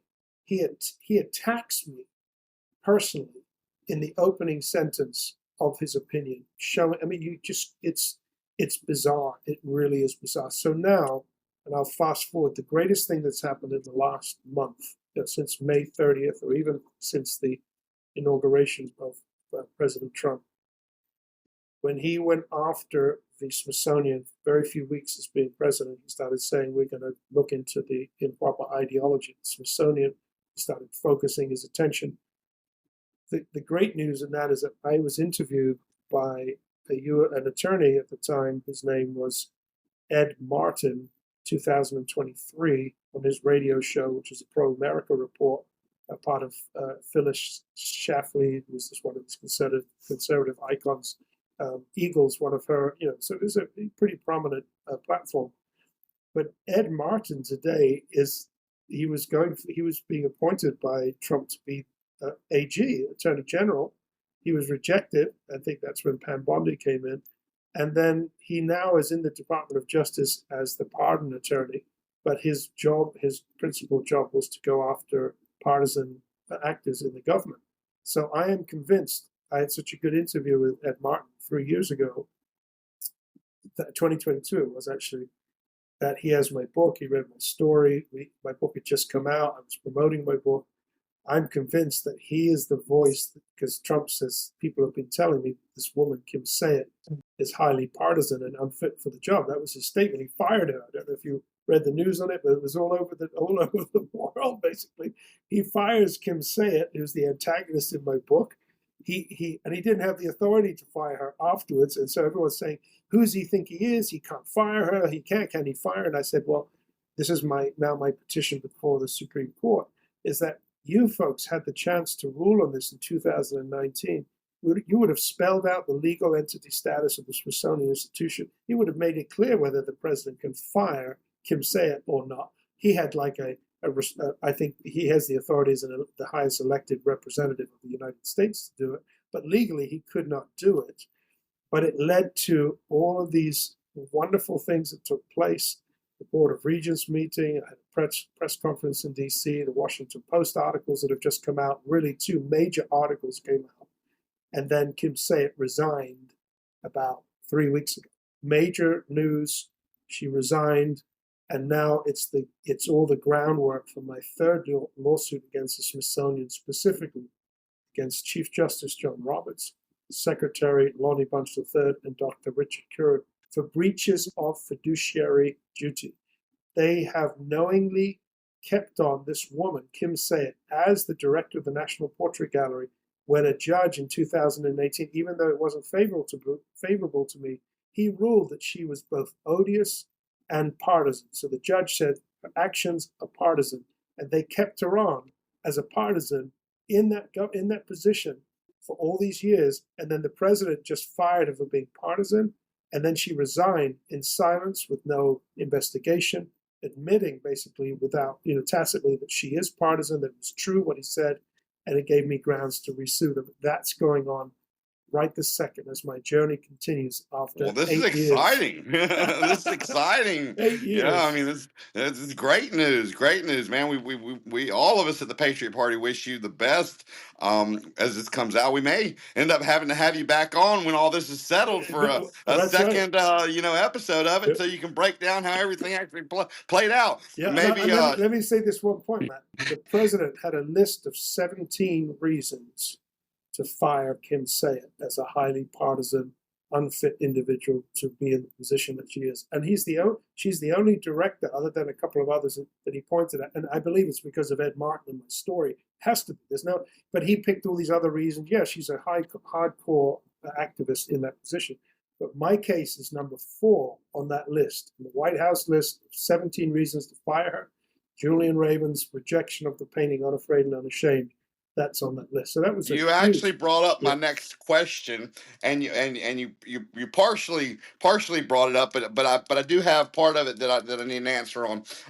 So you're number 4 on a list of 17. Has anybody, since you were named number 4, has anybody from Trump's administration reached out to you? No, the only person was the media person, which is Maura Judkis from the Washington Post, and that was the greatest news that I got. These two interviews I had with her, 2 stories. So right now, because she resigned, everybody sort of moves on. But to me, after she resigned, and then Lonnie Bunch, the secretary, he made a statement slightly admitting that they have been partisan in their decisions because Trump's like trying to order reviews of all of the what's going on in the Smithsonian. But the secretary just admitted that they've been partisan. So based upon that, I thought about it for like 2 weeks. I'm saying, hold on, he's admitting now. She resigned in silence. Federal judge in 2018 said she was partisan. They kept her on. Knowingly kept her on. All my lawsuits, they kept her on for the second lawsuit for silencing me on Twitter. They kept her on. They know the evidence. They see the evidence that she was tweeting from the anti-Trump protest. That's all documented in the court, in the docket, in the decision. It's all there, and they kept her on, knowingly that she was a partisan ruled by a federal judge. That is the grounds now for that lawsuit that I hopefully, by the grace of God, I will. And this is the request in the lawsuit, that the courts who have jurisdiction over private trust, this goes back to Magna Carta, this goes back 1,000 years nearly, it goes back to where the courts have been, when you die and leave a trust to somebody, and you leave a will to give you establish a trust, the only people at the end of the day who can be a voice in your defense is the courts. That's who take up the responsibility to actually champion the will of the person that's dead. They're dead. The benefactors are also a voice. That's where I stand right now as the individual suing, because I've asked the court to dissolve the Board of Regents, to basically get rid on the hand Smithsonian Board of Regents and the Smithsonian leadership fiasco back to Congress, back to the trustees, which are Congress, for them to put into practice the recommendations from the 2007 investigation and report that was submitted to the Smithsonian by itself, and all of these bills, 3 bills that have gone on over the last 20 years that have been ignored. And I'm saying the trustee of the Smithsonian, which is Congress, abolish the Board of Regents, reconstitute it, follow the advice that they gave that's been ignored for all these years, and then there's a series of other requests afterwards. But that's the principal thing. My question would be to that: does the Supreme Court have any authority over the legislative branch? Does the judicial branch have any authority over the legislative branch to make them do that?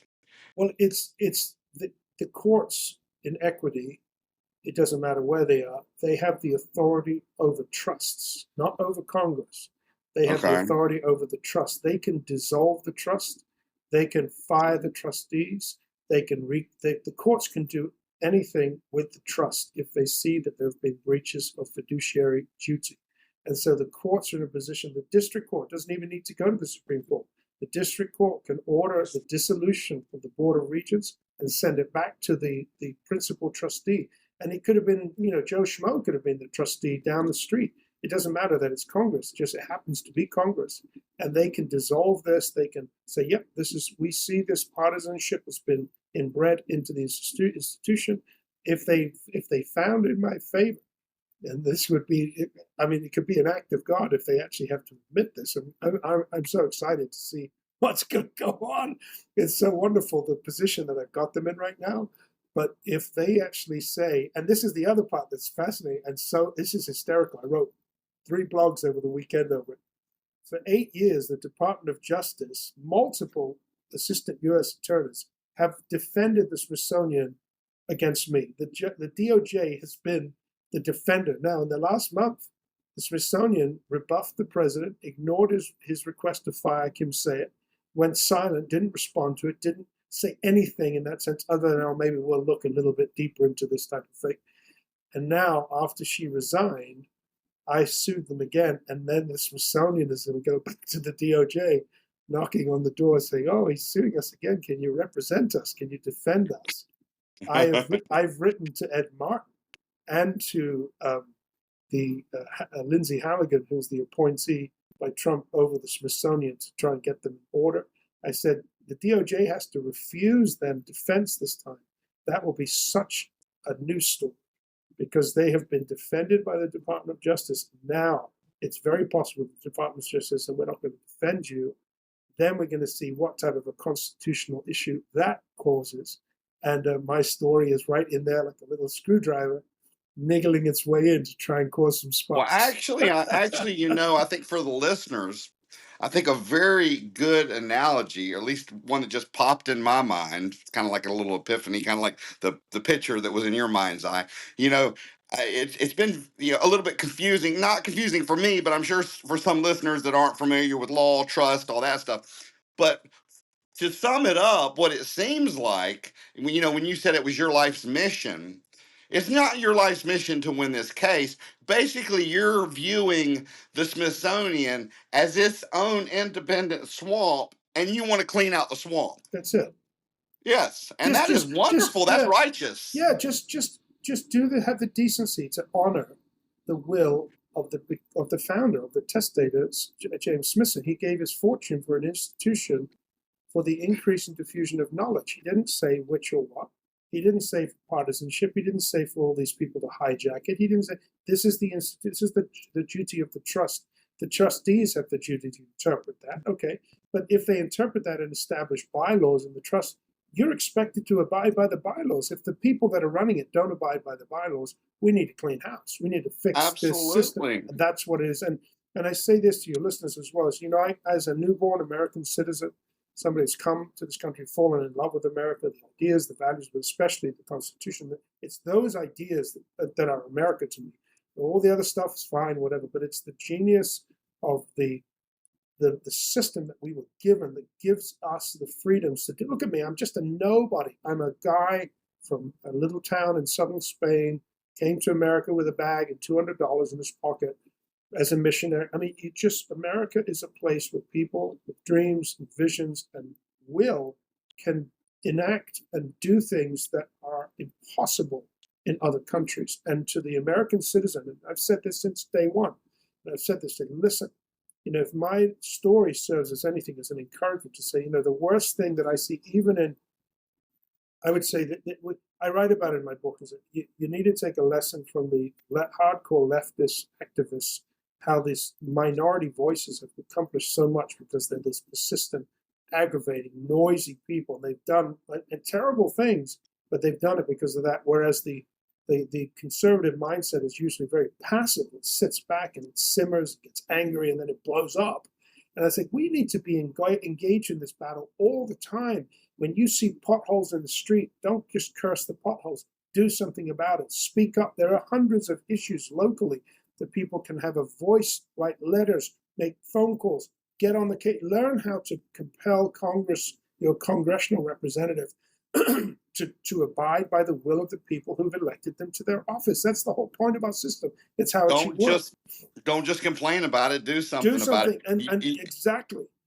You talk about immigrants. I'm half Lebanese, but my great grandmother, she came over in 1900 with $1 in her pocket and her younger sister at 13 Wow. from Lebanon, and her name is on the Ellis Island wall. Up by New York, where she came in this country, and she ended up, building the Catholic Church in the town I'm from. She had the meetings in her living room until she could build it. She ended up opening businesses, everything. So it's like you say, you come from somewhere and where nothing is possible, and you come and you do the impossible. That's right. But what I want to tell you before we go on is, excuse me, is I'm really excited because I do a lot with the social media.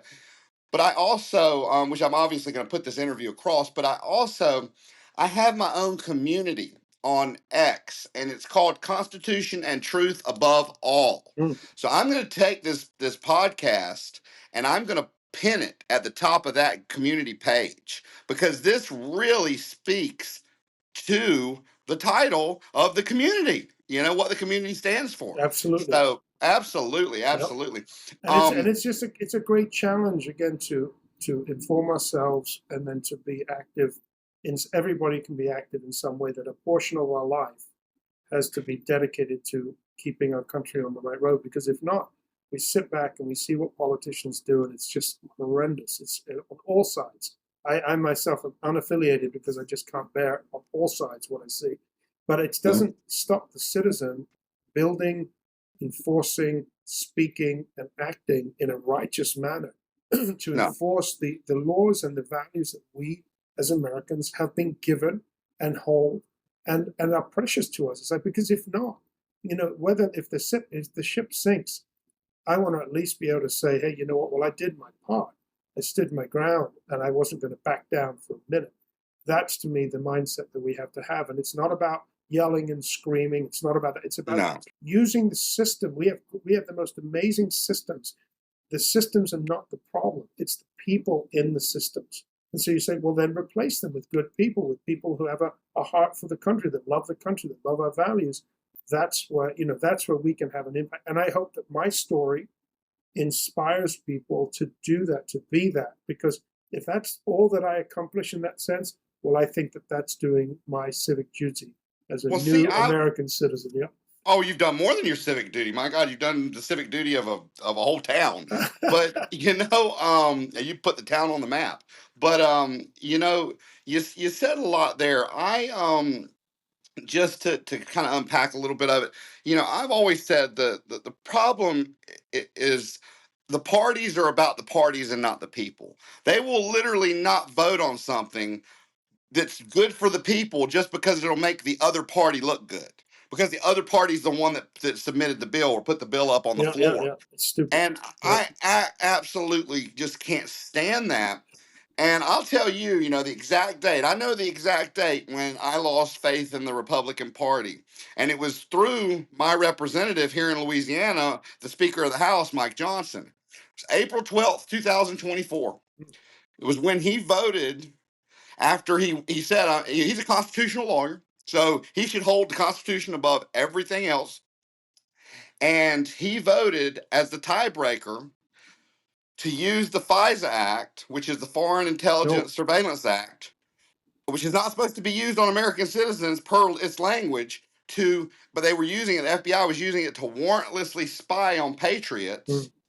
And he was the deciding vote on whether they should have to get a warrant and abide by the Constitution to spy on people.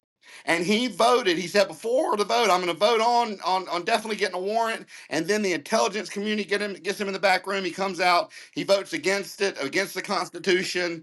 And I said, I will no longer. I heard it said, but I lost complete faith because he's like, well, you don't understand. When he did his interview, he's like, well, y'all don't see the whole picture. No, I see the whole picture. The Constitution is above all. And I heard an analogy not too long ago that really, really, really hit home. It said, Democrat, Republican, they're just different wings of the same bird or the same vulture. And it really is true. It's sad. It's very sad. And that's what I really like about, I don't know if it's seriously going to happen. I'm keeping up with the social trends on it, but this whole American party that Elon Musk is wanting to do, where you cannot get these huge super PAC donors, it's all got to be grassroots, where, these big corporations, big pharma, military industrial complex can't put these politicians in their back pocket. I love it. Now, do I think it'll cause chaos for the first couple of times? Yeah, but if that's the cost of breaking up the two-party system, absolutely, and also taking corruption out of out of politicians and getting corruption out of the political system, if that's the cost, heck, it's worth that in spades. Well, that's true, but the truth of the matter is, I've sort of faced down this corruption ad nauseum. And you think, well, what really is the answer? For me, as a minister of the gospel, I think of the words of Charles C. Winthrop, who was a New York State politician in the 1800s. And he basically said that men will either be governed by the word of God on the inside or by the bayonet on the outside. And it's like, unless we have a return to our fundamental values, moral values, which are biblically based. This is outside, this is above the Constitution, beneath the Constitution. Unless we have a frame of reference that is that, we're always going to bark up the wrong tree, because you can never hold those people. They skate all over the place. There's no moral absolutes, which obviously we need to have in our communities, in our towns, in our cities, a return to those fundamental ideas that are non-negotiable truths that should bind us together as a people who come into agreement. Washington said it himself when he was giving his final address, when he was leaving, that remarkable scenario, the man who gets off his presidential chair and jumps on his horse and rides back to his farm. I think it's one of the most marvelous stories in American history. And the whole world is like, oh my goodness, how can he give up power like that? And he's like, well, I'm just going to do what I got to do, go back to my farm, basically. But he said, in the warnings against all the party spirit, he warned against. He said, but at the base of it, he says, we all have the same, basically, religion. This is where the Christian theme comes into it, where unless we have a common set of non-negotiable values, whether you're on the left or the right, we can have a political system that function with great differences and differences of ideas and all this, but notwithstanding on a common set of values. There's got to be some kind of commonality there for a debate, right? And that are non-negotiable, and that these, and then it's like fundamental ideas. You see, unless we resort, and that I used to meditate a lot on the founding fathers, and I don't think they could envision such a departure from those values. My God, they're rolling, they're turning over in their graves right now. And it's like they couldn't imagine. I think that where the John Adams said clearly that our Constitution is basically designed for a moral and religious people, and it's wholly inadequate for the governing of any other people. It cannot function. And as we drift away from those fundamental values, the Constitution becomes a license for all of the sickness that we have today. Our laws are based on, religion. And that's why I'm proud to say, here in Louisiana, as a state, they have ruled that the 10 Commandments go up in every classroom. Go back, yeah, because to have the fundamental basics in place. Listen, we all agree on these fundamentals. Let's just agree on 10 Commandments. That's all we got to agree on. That's right. These are absolutes and non-negotiable in that sense. And that, to me, is the mission. So when we talk about corruption, it's the individual. We're all prone to all sorts of distortions. That's the sinful human heart that we have. But it's the word of God from the outside that comes to restrain our own wickedness so that we all abide by our own standards, that we police ourselves and then are policed in a community by our own common agreement to these set of values. Those are the things that then become the restraint on corruption on the individual. Because if we don't act as the voice of conscience when we see corruption, and that's the people, then these people continually get away with it. But if we keep standing and pushing, and listen, by the grace of God, I had a friend of mine say to me recently, said, you just claimed the scalp in Washington, D.C., so that's huge. He says, Kim Sayat resigned, and he says he was involved in my book as one of the endorsers right from the beginning. He knew the story from the beginning. He actually called me. We became friends when he saw the front page article in the Washington Times when I was going to the Supreme Court with my case. And he says to me, I was at an art club where that woman spoke. He says, I could not believe her venom and her political animus, even as and that was how we met. So he says, you got a scalp. He says, in DC, you got a scalp. This woman resigned. He says, I can't believe it, but she did. And what it is to me is to say, one little guy who's persistent and doesn't give up, by the grace of God, and many times I've wanted to, many times I've been like, just wanted just to go the other direction and have not wanted anything to do with what I'm doing because I'm so discouraged. But by persistence, by the grace of God, by continuing, we've accomplished something, made a mark, made some change. Imagine if every single citizen was doing. Oh my gosh! Imagine It was in unstoppable. in just whether it's potholes, whether it's whatever it is in your town, your communities, everybody can have a voice. You say a scalp. I see it as a domino. You knocked over the first domino. Let's see where they go. Well, I didn't say. I'm just quoting what he said to me. What he said to you. And it reminds me of a saying. I don't remember who says it, but absolute power equals absolute corruption, and that's what these politicians have because they have gone unchecked for so long. But let me get back to the interview, because I have a question about. Well, first, I want to tell everybody. You mentioned something about a CTA action to engage with their local congressman to petition for the Smithsonian reform that can only come about through a congressional amendment to the Smithsonian Act of 1846, which we have talked about. What is a CTA exactly? Yeah, call to action. Call to action. Okay, I should have known that. Yeah, the call to action is then, and it's in the book, and I pursued my congressman and got him to write the Smithsonian Modernization Act of 2022, but it was ignored. Okay. So the way that we can have voice to this is, first of all, people have to become informed. You've got to get what's going on. And then you've got to understand what is at stake. What is it about the Smithsonian that's so important that people don't realize, but the ideologues who have hijacked it do. And that is the Smithsonian is the American storytelling engine. The Smithsonian wields such authority that whatever it says becomes the fact.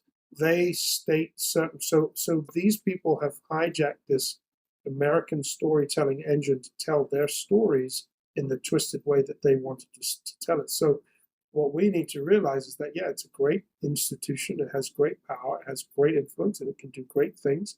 And it should tell stories from both sides.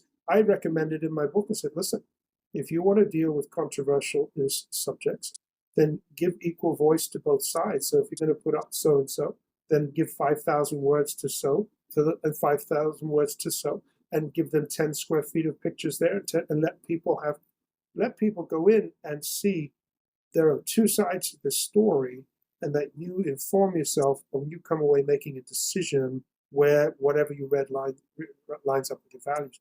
Don't force it down people's throats. If it's a controversy, because you're using it now as the this is now you using the storytelling power of this engine to persuade people without telling them the other side. That's the problem. And so we can do that. We can have so for people to be involved, you've got to read the story. You've got to know what's going on. You've got to know the facts, and then you've got to be able to go to your congressman and say, "Hey, listen, this is going on. This is ours, and you know why? This Smithsonian was given to me. The Smithsonian Institution was given to the American people. It belongs to us. We need it to represent us as a plurality of people, and with different views and different ideas. That's fine, but we need to be able to present those ideas fairly so that everybody can see this is two sides and make their decision, not be Yeah, and let's not label them party. Let's label them, liberal ideas, conservative ideas. whatever. Yeah, Something that's more objective. yep. That's not going to be Red or white, or so yeah, red or blue, yeah, exactly. yeah, yeah, yeah. No, I get, and do it in a way that informs people and it honors people's intelligence, it honors people's individuality, and it honors them to say, here's the information. We trust that you can. This is what I believe the founders did. We're entrusting you with this citizen power. We trust you to make the right decision based upon the right information. As you mentioned, the truth about the Constitution. We trust you to make your own mind up once you're presented with unbiased facts. Let's be just honest people with integrity and say, look, this is what it is. I don't like everything that it is, but this is what it is. This is the facts. And these you can make your mind up about the facts. That to me is what produces liberty and real freedom, because when people act upon their own volition, that's what made America the greatest nation on earth, because men were given that freedom to be like that. Whereas you can go to most other countries on earth, not all, but most, and you can't even breathe freedom. So that's who we are as a people, and that's how people can be involved and be active in this campaign. And it will ripple. A domino, as you said, it will have a ripple effect without a doubt. I want you to do one more thing, because for the listeners, so they can remember it. What they all right? So you want them getting in touch with their congressman, and what is the act called again? The Smithsonian what act that we're trying to push? Well, the one in 2022 was called the Smithsonian Modernization Act. So there is an act on the floor of Congress. But right now with what's going to go on, I have a copy of it in the book. I printed a copy of it in the book, and this was before Congressman Joe Sempolinsky submitted it to the House. The educational part is critical to understand. Well, what is it we're actually asking for, and why? And those questions people really need to be familiar with, rather than just say, "Oh, you need to do a Smithsonian reform bill because something's bad going on." No. You need to know exactly what the point of it is. And I believe, as was recommended by the professional charitable trust individuals who reviewed the Smithsonian, they were recommending basically get rid of the Board of Regents. You got to have professionals. You've got to have a nonprofit professionals running this. You've got to have professionals in all the different fields running it. There's all these figureheads of the government, all these people sitting on the board. They're just doing nothing. They're just sitting there. Let me ask you this then. Yeah. So this Smithsonian Moderation Act does this mirror what you're talking about, or is it does? It does. Yeah, it does. It does. It wasn't. It was as good as I could get at the time from him. Okay. But again, the educational part of trying to educate the congressmen, to try to get them up to speed, that's a huge part of this journey, because nobody knows. And then showing them the other bills that were rejected, they went back and dug into those other bills.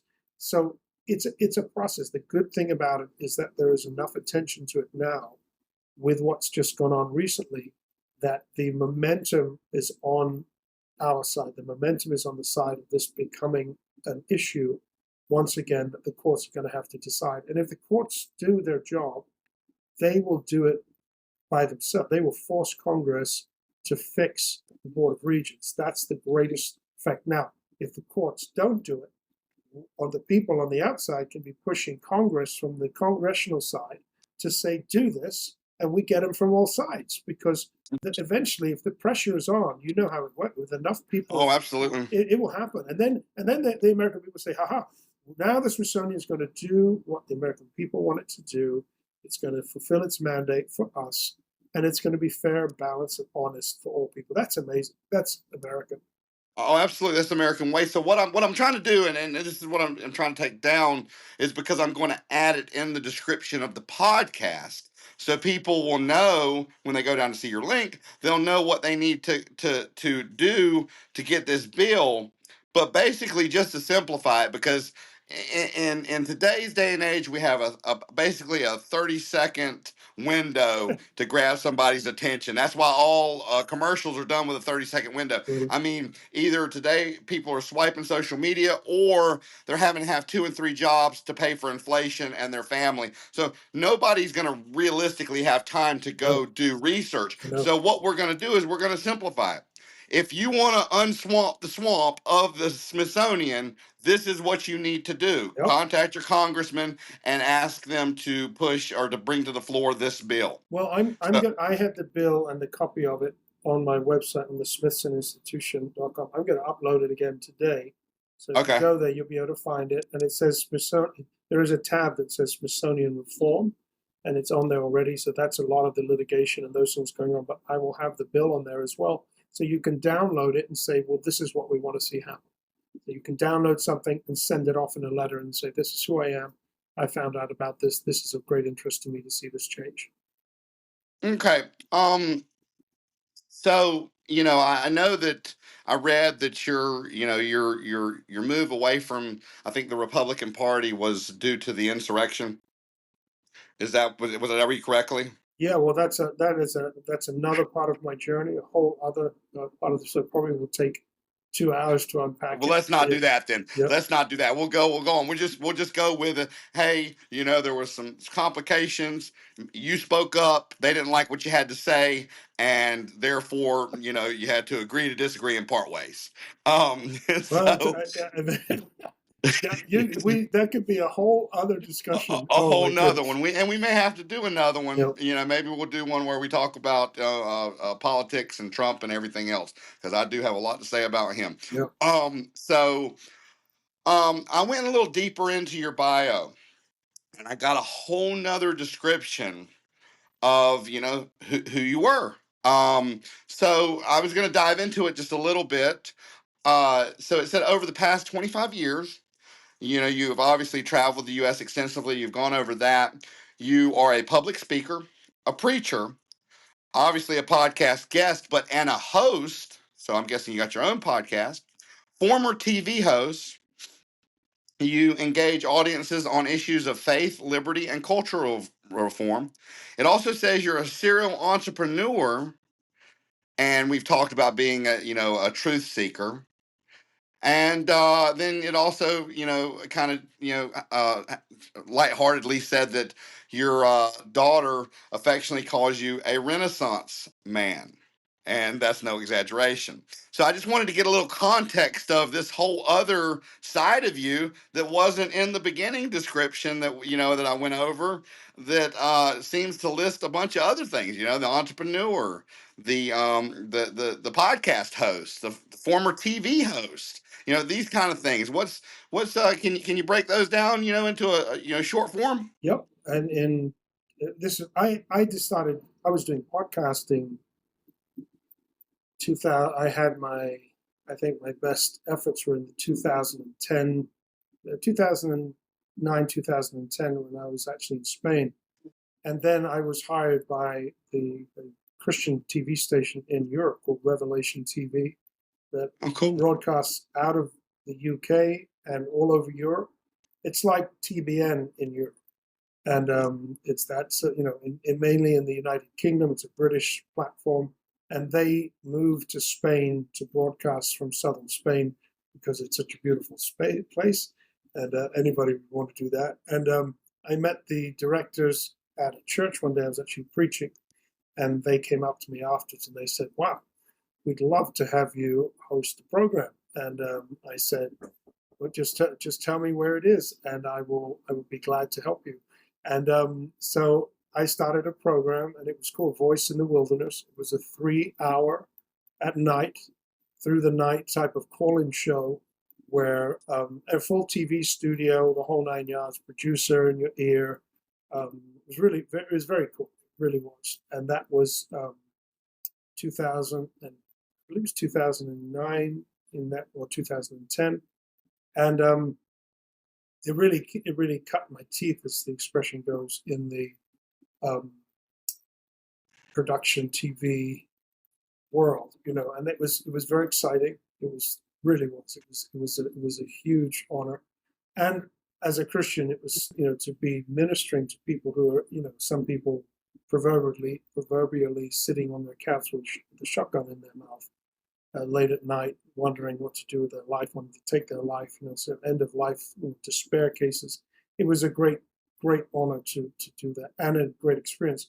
Out of that, when we came back to the US, I started a platform called God FM TV, which was then like a podcasting format where I would then interview people, and it was a conversation looking for good dialogue about the gospel and the propagation of the gospel. So that was sort of that end of it. I then pursued podcasting on and off. I've not been doing it for a long time, and with the recent attention to my case over the last 6 weeks, I have jumped back into the fray, as to say, and relaunch what I'm doing. So that's why I'm doing these interviews with folks like yourself, but also launching my own podcast to express where I am, what I've learned on my journey.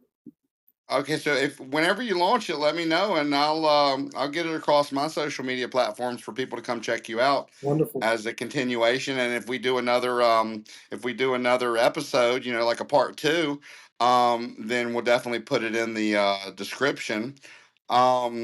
Okay, so let's see. I was going to ask you about your book, but you've really gone into detail about that. Yeah, did I show you? I don't know if you saw that. I mean, this is the cover on it.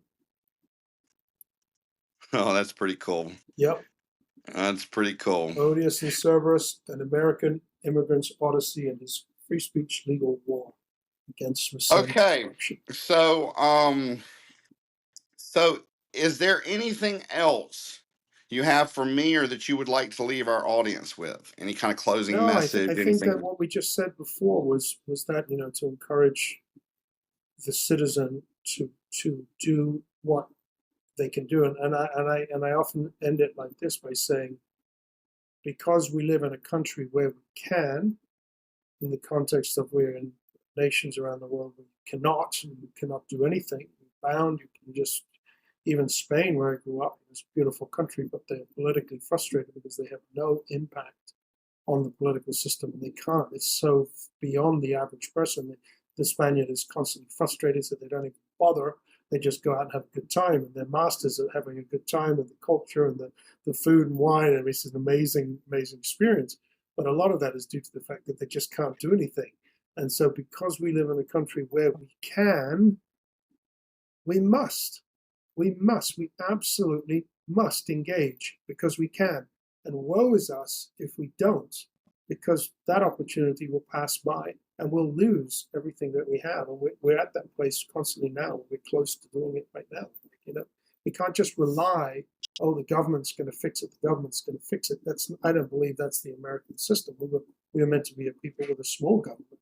And well, I mean, what did Ronald Reagan say? He said, when the government knocks on your door and says, I can do something better than you can, you slam the door in their face, lock it, and go the other way. Go the other way. And that's absolutely that's the idea. And it's like, we as a people in our communities, we're the ones that must be the voice. And if not, these activists jump up and they fill the space very quickly because of apathy, because of being distracted. It's like everybody can do something, say something, write a letter, make a phone call, make it part of what you do as a family. Everybody can do it. And if we do it ongoing and get good at it and practice it, it becomes, this is how we live our life. We just can't vote and then say, they're going to take care of it. We know the problems with that. They just go and run away and do what they want. So absolutely. And I would ask you, I'm getting ready to wrap things up, but I would ask you just to hang around for a couple of minutes, because there's just a couple things I want to go over with you once I wrap this show up. Very good. So, Mr. Raven, thank you so much for coming on and spending so much time with us. We have thoroughly enjoyed having you as a guest. To all you guys and gals out there, stay safe and tune in. I was going to say Saturday, but we ended up having another interview, and we've got that tomorrow. So tune in tomorrow to an interview we're going to have at 2 p.m. Going to have a very interesting guest. And then, unless something else pops up, our regular Saturday morning show at 10 a.m. Central Standard Time, where truth meets every corner of the news. Thank y'all so much for listening.